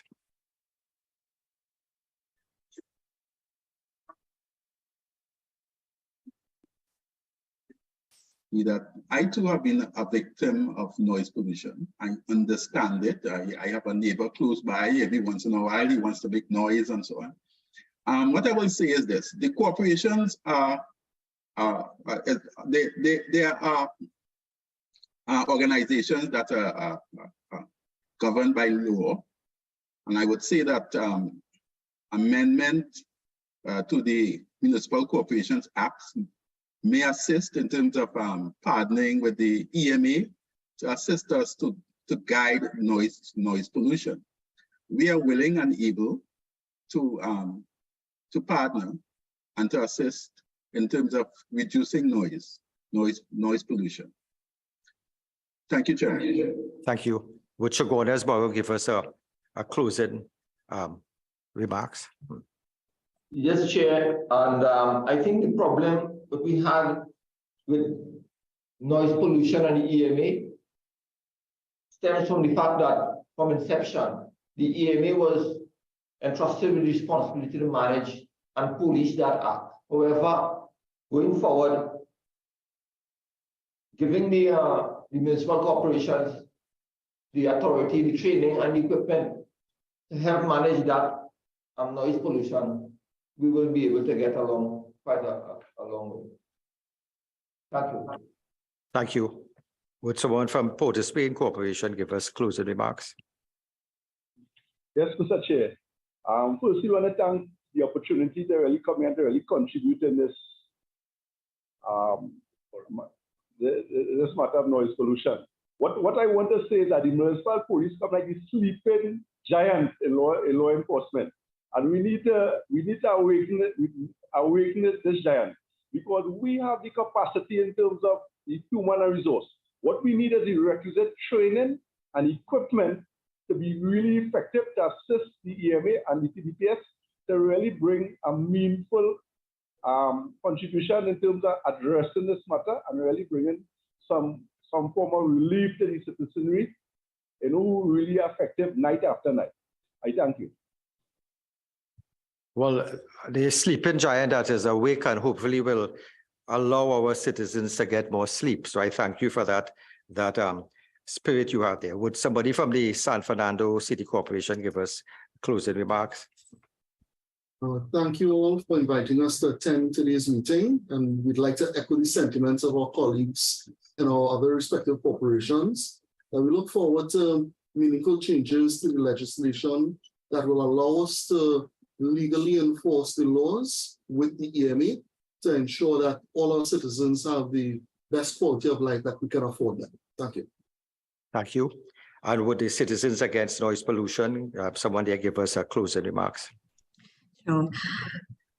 Chair and members of the committee, we would again like to reiterate very strongly that there is a dire need for public sensitization done by the EMA and the TTPS in order to clarify the roles of who is handling noise complaints in a short term, right? If members of the public are complaining about noise, we are not supposed to be battered. We are not supposed to be tossed around like a tennis ball, going from one authoritative body to the other when we are in need of help. We would also, again, like to advocate for the introduction of quiet time laws, the implementation of a plainly audible clause, that noise pollution can become a ticketable offense, as well as that income-based fines can also be something that we can think about in terms of targeting miscreants in who go against the noise pollution control rules. We would also like to advocate that the granting of noise variance permits should become digitalized, and that FED promoters, etc., should also submit a mitigation plan with their noise variance permit, so that we can ensure that their FED can be held successfully and not disturb residents. We would also like to state that we are willing to work with all organizations to partner with them to help stop this scourge of noise pollution. We are heartened to hear the responses of the various corporations and their willingness, especially the Port of Spain Corporation. We thank you. And we would also like to extend our hand to Mr. Jerome Priscilla. Sir, anytime you are ready, please contact us and we'll be willing to work with you.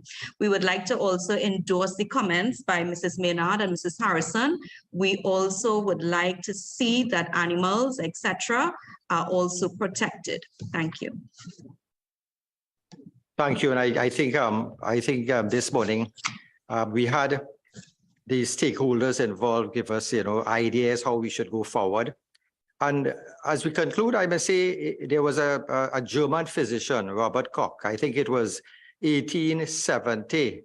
He was a physician and a microbiologist who discovered the TB, anthrax, the cholera organisms, which were invisible at the time. He discovered that. And since then, he said, one day mankind will fight noise as relentlessly as cholera and pest. So even since then, 1870, he realized the effects of noise. So we heard that, we treat noise as an invisible toxic agent. We also see that it has a great economic burden to health and the physical and mental well-being. And the responsible of this JSC was to try to mitigate the effects of the noise, noise pollution for the benefits of our citizens. And I thank you all for being here and partaking in this venture to let us see how we can go forward to serve the citizenry a little better. At this stage, I would like to announce that our committee's 8th report on the follow-up examinations into recommendation contained in the first report of the Committee on the Administration Operations of Land Settlement Agency in relation to squatter regularization 11th Parliament was recently presented in the House of Representatives and the Senate. And this report can be reviewed and downloaded via the Parliament's website, www.ttparliament.org. And I'd like to thank all the stakeholders again for being present, for sharing your wisdom, your knowledge, for at least letting this committee be able to go with certain recommendations that can help all parties involved. I would like to thank my committee members. I would like to thank the staff of the Office of the Parliament for your procedural and logistic support and the viewing and listening audience. I now declare this meeting adjourned. Thank you. Good afternoon.